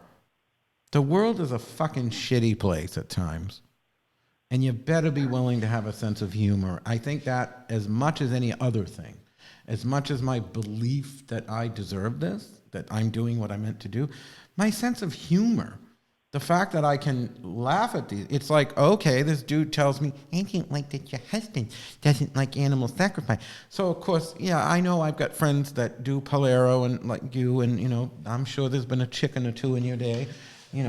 My co-host, Rooster. my fucking co-host on this show has probably killed more chickens than Frank fucking Purdue. He's basically got Azealia, he's probably doing roosters too. Azealia Banks's closet there. It's like, do I like it? Not necessarily. Would I do it? No. But I respect it because it's part of the culture of his training and what he does. But if this fucktard is going to try to take down my business by attacking our business, I can ignore what he says on his wall, but you're going to come to my business pages and then I have to start deleting and this and that. You make him work for me, but you tell me the reason you're doing it is my opinion, or my husband's rather, because I'm getting punished for his opinion, of animal sacrifice. Don't tell me that shit. I'll fucking make this fucking viral. I'll have pictures of cute little rabbits and fucking kitties going on every fucking page there is. And it might offend friends of mine, but if they have half a sense of humor like you do, they're going to know where I'm coming from. They're going to know I'm really just fucking trolling. And like I said earlier, my friend that is a Polero that owns a store in New Orleans, his concern, and it was a valid, he made a valid concern. He made a valid point that if I, with my vast platform, go out there and say, witches don't do that animal sacrifice, that it in effect demonizes animal sacrifice and then might make it harder for people practicing African traditions or what have you that do animal sacrifice. Well, he's absolutely right. But guess what? That's the price you fucking pay. If you're going to come to me and say, I'm going to use my tiny Billy badass platform to fucking make your life hell, well, you can decide what you do. You don't get to decide how people respond. When you go out there and fuck with people, which is why I don't ever fuck with people. If they fuck with me, that's a different story. I don't, Gramassi himself said, Christian, you never draw first blood. And I said, you're absolutely right, but I always draw more. I've often and said we, that about you. well, I'm not going to say that's how that story turned out, but, there was a little betrayal going on there in Gramassi land. And I covered that story. All I'm going to say is... That was one of my early stories in Witterson. A lightning struck house and everything, and whatever. I didn't do any of those things. I would never do anything like that. I'm just saying. You basically wanted to fuck with something, and you got fucked. Well, I don't hate the man. I never did, but you get what you get. And in the same token, it's like, no, I don't draw first blood. I draw more. Don't like it? Don't fucking draw. I mean, this is not a difficult formula. I wouldn't call up John Gotti and be like, let's roll. Because guess what? Never mind his wife fucking bashed some guy's car in with a baseball bat. Like, you're not going to fuck with somebody that's going to fuck you up the ass and throw you down the river, right? Well, guess what? Yeah. Chances are in witchcraft, I'm probably much tougher than you. So if you're going to bring, and I don't mean you specifically, I'm just saying, if you're going to bring something to my door and say, I'm going to take this and fuck you up, well, I might, if I can ignore you, I'm going to ignore you because I'd rather ignore you. However, if I have no choice but to deal with you, well, then I'm going to deal with you humorously, succinctly, and quickly, because I don't like Sean and I used to call it the squeeze the titty game, when they go nye, nye, nye, nye, nye, nye, nye, nye, nye, nye, nye, nye. And I'm like, I just want to rip the tit off, because I got shit to do. I don't have time to squeeze your nipple and go back and forth. I'm going to rip the tit off and go about with my day. So, yeah. Well, I think that's what I am always saying about you. And I my association with you, I'm often having to defend the same points over and over again. It's like the things that people bring up that they hate about you are the things that I love about you. They're the things I fucking absolutely adore about me. Win the argument. I like me. I appreciate the finality and finesse with which you end a battle. I'd want to know me. Then again, I'd probably kill me. The way that you finish a battle is fucking art. I'd want to know me, though. I'd probably. I'd want to know me, but I'd probably kill me. When it comes to battle, you've got to be a cunt, as you say. I mean, I am learning over time to pick my friend Melissa Mayhem picks on me, and she'll say, you'd argue with this fucking napkin, and she's right. There are times I get, caught up in the minutia, but I'm much better than I used to be. I'm much better than I used to get into it with just about any fucking rube, going, and now I try to pick my battle. Laurie Cabot, you'd be a billionaire if you didn't pay attention to anything. Sometimes you don't have a choice. That caught my attention. Sometimes you don't have a choice. Sometimes you got to fight. Sometimes you got to fight. And obviously, I'm doing something well. I mean, we're flying first class to Italy. Fuck off. As far as exactly. You know what I mean? It's like whatever. But I never. Tonight was the first time I ever heard the stories about what Brian had to go through by being your husband. They tortured. They still do. Some of the comments that people are making about it. That happened with my wife. Some of the comments. She came into a community she had no clue about, and there was all these vicious fucking haters. And she didn't even know, and it was all my fault. Some of the comments that people are making about his book are rooted in their opinions of me. And that breaks my heart, because I feel like he should have a shot on his own merit. But now he's got such a platform that there are haters who hate me because of their opinion of him. So it's like now it's in reverse. Remember Utu's book? How'd that work out?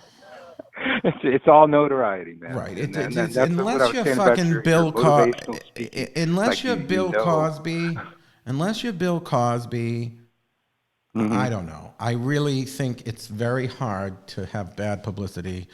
It wouldn't even. Oh, somebody said they have beautiful furniture in Sorrento. Oh, I wasn't planning to go to Sorrento. I can't go everywhere. I'm going to be right near there. Douglas said it's in Sorrento, because we're going to be, we are coming from Naples, like we're flying into Naples, and then we're going to Positano, which is that beautiful Italian village that goes up goes up the mountainside. Then we're going to Rome. I wanted to spend a little time in Naples at the museum, but we're just not going to have time. We're going to Positano, then Rome, then Florence, and then Nemi. And I just, there's so many aspects of that. And now, of course, I want to go to Benevento. That's where a lot of Gramassi's work comes from. His also Benevento. I will give this to him. I'm not his biggest fan. I'm not. I feel like he betrayed me. I was very good to them, and they dropped me like a hot potato for something that had nothing to do with them, and it really hurt me. But and then to find out they're hexing me in the woods, or whatever, you know what I mean? Like, and hexing Brian, Crystal, and Sandra, who didn't do any. Stephanie said Sandra was threatening me on my wall, and I'm like, Sandra's not even on your friends list.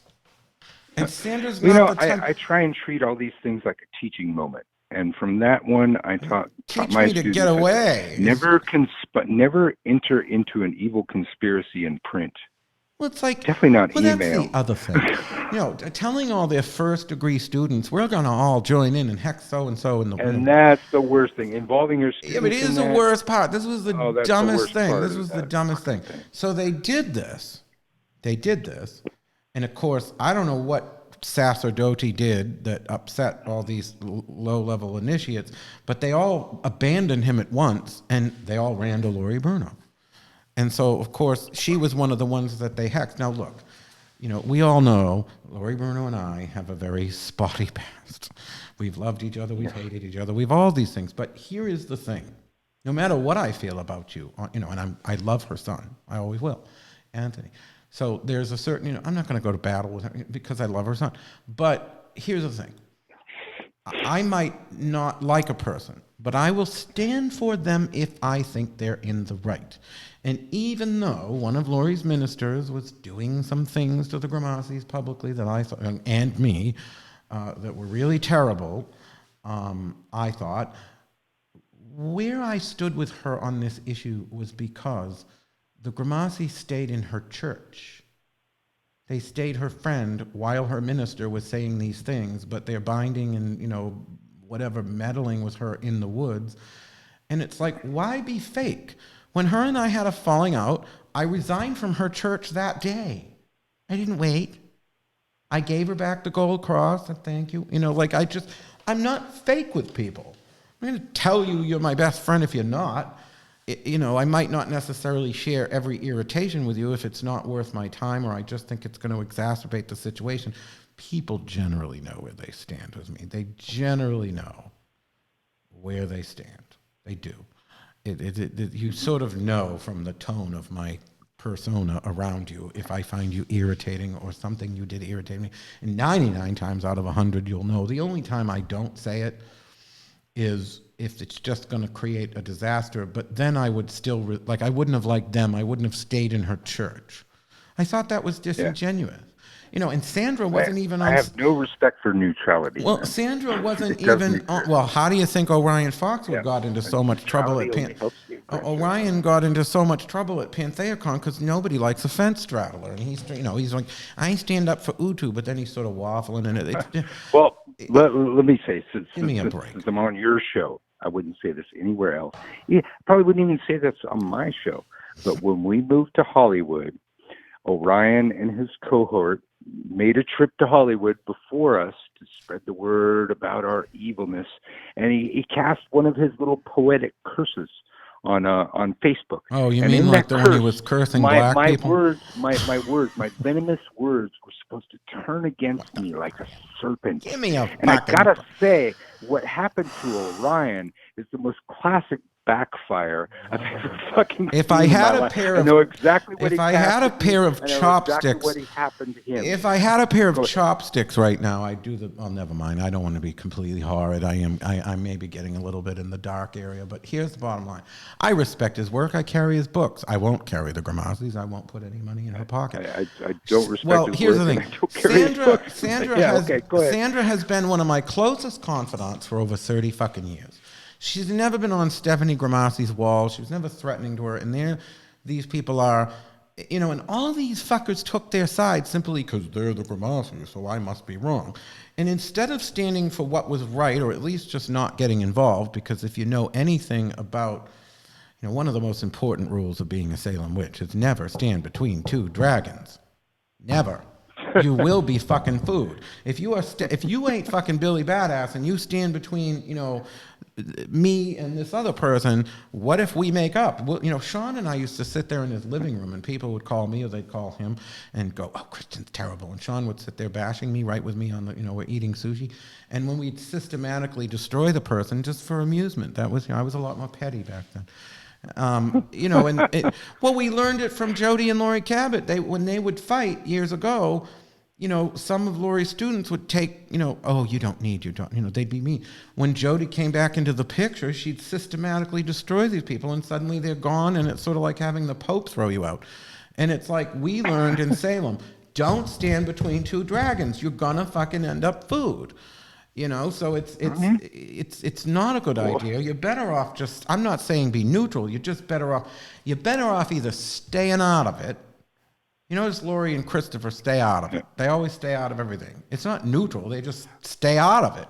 As opposed to Orion that steps into it with his poetry and let me try to please all sides. Poetry of war. And now you're trying to please all sides, and at the end of the day, you fucking piss everybody off, which is exactly what happened with the Grimasses in 2014. Well, and it's exactly what he tried to cast on me. But it's what happened to him. But it's what he cast on me on Facebook. It's what happened.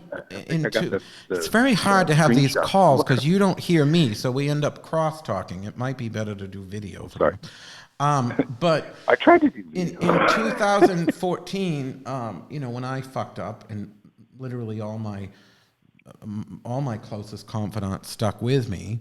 It was only them and Orion. Orion called me up.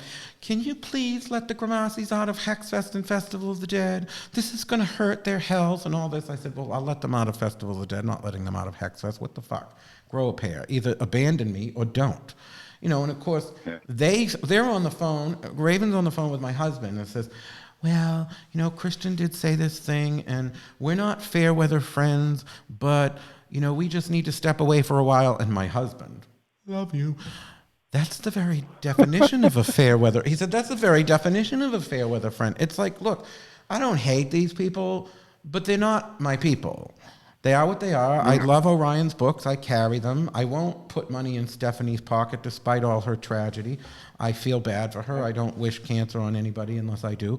But it's like, I didn't them. And when I've said it, I don't really mean it. I hope you get cancer. I don't really mean it, but I have said it. I got that from Howard. That was Howard Stern's bit. Remember Howard Stern used to pray to Jesus that, the head of the FCC got cancer? That's where I got that from. I don't really mean it. But I don't wish what happened to them on anybody or them. However, I'm not going to put money in there. But I don't, they betrayed me in the worst of ways. I'm not going to be their enemy, but I don't want to know them. And I had like 100 people. Let me 1 second. I had 100. Let me throw one thing. Go ahead. I had 100 people. I had 100 people delete me over him. Well, whatever. They don't know me. None of them were people I really cared about. People that would care about me would, they would be invested in me. You know what I mean? And they're not just going to drop you because you do something stupid, and especially me, because if I do something stupid, I'm going to say, yeah, that was probably stupid. I have made mistakes, and I've publicly owned them. You have owned up to right, those. but here's the thing: but if I don't publicly, wait. If I don't publicly own a mistake, it's because I didn't make it. Because I have publicly owned my mistakes. If you don't see me, if you say, well, why didn't Christian admit to trying to kill a dog, being a twice convicted pedophile, murdering Sean, let me go on and on with all the crimes. Every crime but bestiality has been said about me. Well, no, I'm not going to admit to these things because they're not fucking true. I'll admit to what I did do. What were you going to say? With the Grimassi thing, I was just going to say,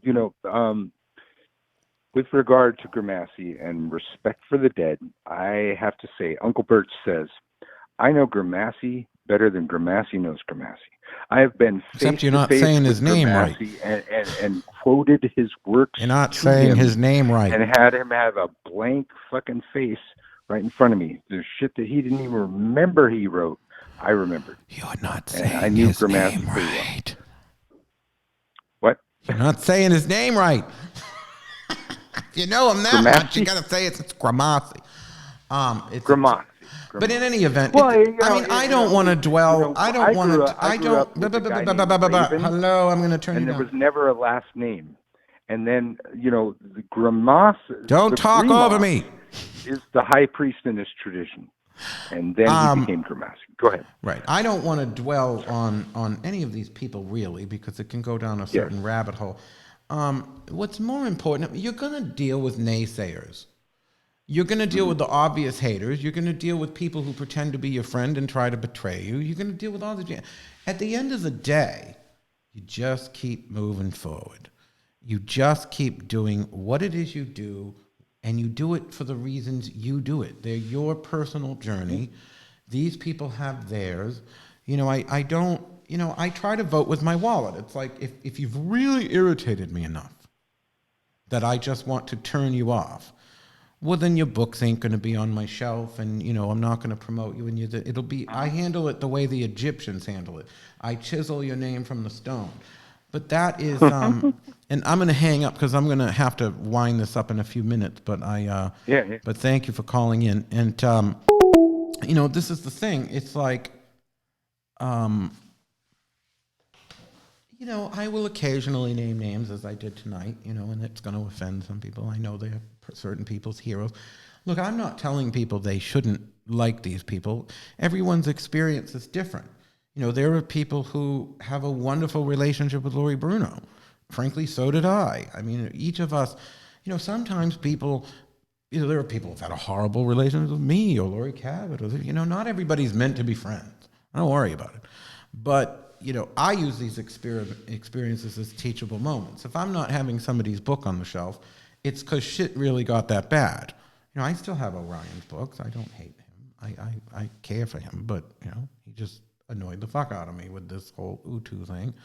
And that's just my opinion. And he knows I have certainly said it to him. We've had texts go back and forth. And, I'm not exactly a mincer of words. If I wouldn't be sitting here on a public show saying what I'm saying if I was all worried about what somebody thought. They know what I think. You know what I mean? It's like, each of us are going to have our own experiences with people. If mine is bad, that doesn't mean yours will be. Even if that person betrayed me, it doesn't mean they'll betray you. They may have had their reasons. I'm not saying they were valid or I liked it, but at the end of the day, each of us is going to gravitate to who makes us feel more magical and more able to do what we do. And, as Michael said, I'm kind of this inspirational speaker, as he pointed out. But there's people that will hear me and cry. I'm not an inspirational speaker to that person. That they're like, because I sound so over the fucking top. And I don't really couch what I say. So there's a certain type of person that's going to be inspired by my personality, and other people are going to be horrified. I just, when it all comes down to, is I put myself out there as I believe I should be, and I do what I feel I'm supposed to do. Sometimes I cross lines. Sometimes I regret it. I might go back and say, oh, geez, I probably shouldn't have mentioned that person's name. But I've always been like the Howard Stern of witchcraft. It's all stream of consciousness. It's why I love Howard Stern. I love that, what's in your mind. Let's just, if you just want to be totally real with somebody, say, I rode the short bus, turned it into a limo. Well, not a real one, but, I did this. I fought through this. I dealt with child abuse. I don't need to create some special story for people because I'd rather be real. And there'll be people that hate it because they're not real. They don't know how to be real. They lack the courage of whatever it is. But that's their journey. I don't live their journey. You know what I mean? I'm living mine. So magically, I'm going to do what I'm going to do. I'm going to have the book cover I want to have. I'm going to define witchcraft. That's the other thing. People get upset. Well, you're out there and you have this huge platform and you get to define it. I said, well, if you have half a brain, you would get to know me and try, the smart people out there that, don't necessarily always like what I say publicly. Sometimes I know they befriend me, not because they necessarily love me, but because they want to influence my narrative by being, then they can talk to me and say, well, what if you did it this way? And that's the smart person. But if they're coming out there all guns a-blazing, it ain't going to do nothing against my narrative. I'm still going to have my narrative. I'm still going to have my platform, and you won't be a part of it. And maybe I'll even say the opposite of you just to be a twat. But at the end of the day, it's about you have the sovereignty and the right to define who you are, what you do, how you're going to interact with the world. If you're the one that the camera is pointed at, then witchcraft is what you say it is. I'm not going to get offended, but I'm not one of these people that go, oh my God, that woman made a butter candle and she's defining hoodoo wrong, and this person did voodoo wrong, and that person did witchcraft wrong. I really don't get into that, because at the end of the day, if I don't like the way somebody is presenting something, I put myself out there. I mean, look at my co-host, Sen Muiz. He's so amazing. Years ago, he'd get frustrated with some of these things, and I always said, well, you can't stop those people from doing it wrong.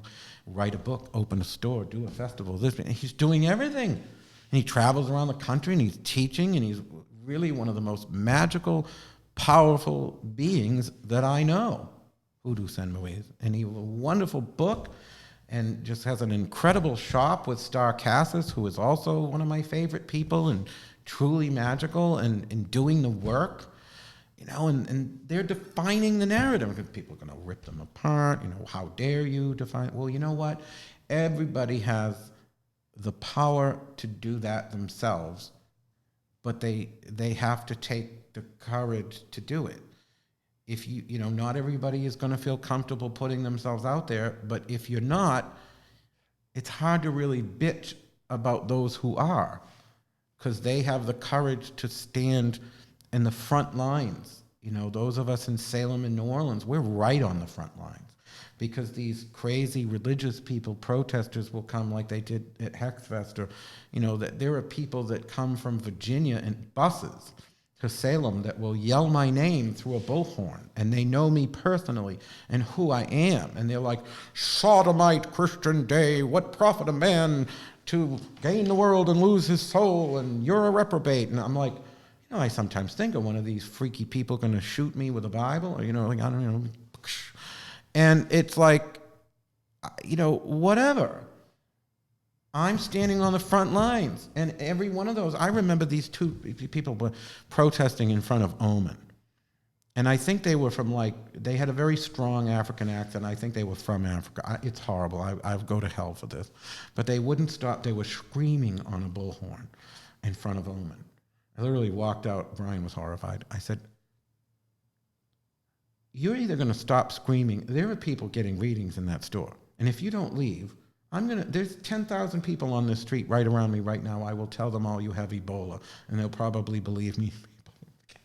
They actually laughed. They thought, oh, this guy's not fucking around. But they strolled along and went and preached somewhere else, so fuck off. You know what I mean? It's just, you do what you do. And it's like,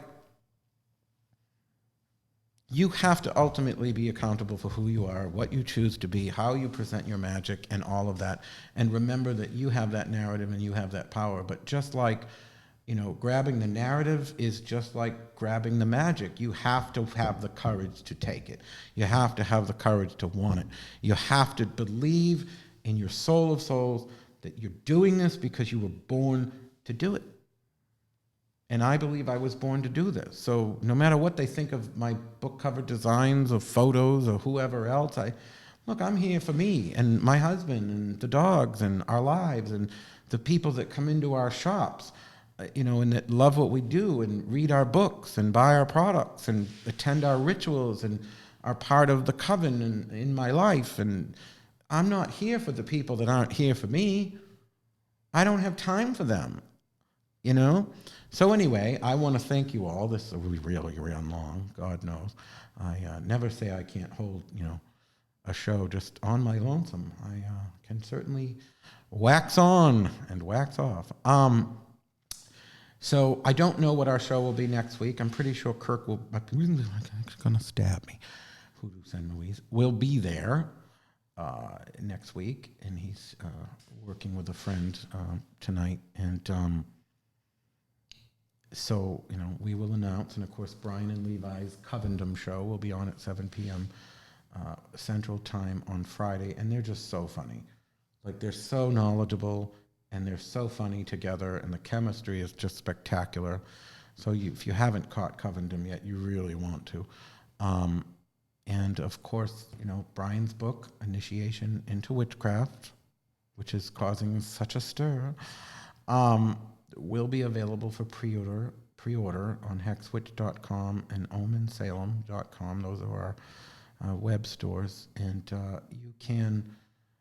Those will be signed, of course, and it's released for Hexfest in August. And if you haven't gotten tickets to that, we still have some left, but we're way higher ticket sales this year than we were last year because of the Catholic protesters. Haters are like an ATM. Those protesters going there, All these people freaking out about Brian's book are sure to sell more of it. You know, and there's these Catholic protesters a bit. Hexfest is an amazing, and I'm not just saying it because I run it. We create these events and these experiences and these shops and everything we do with the mind of what would we want to do? What kind of shop would entice us? What event would make us go to it? That's always in my head. So I can say confidently that it's an incredible experience at Hexfest if you haven't got your tickets yet. And thank you all, and have a wonderful evening.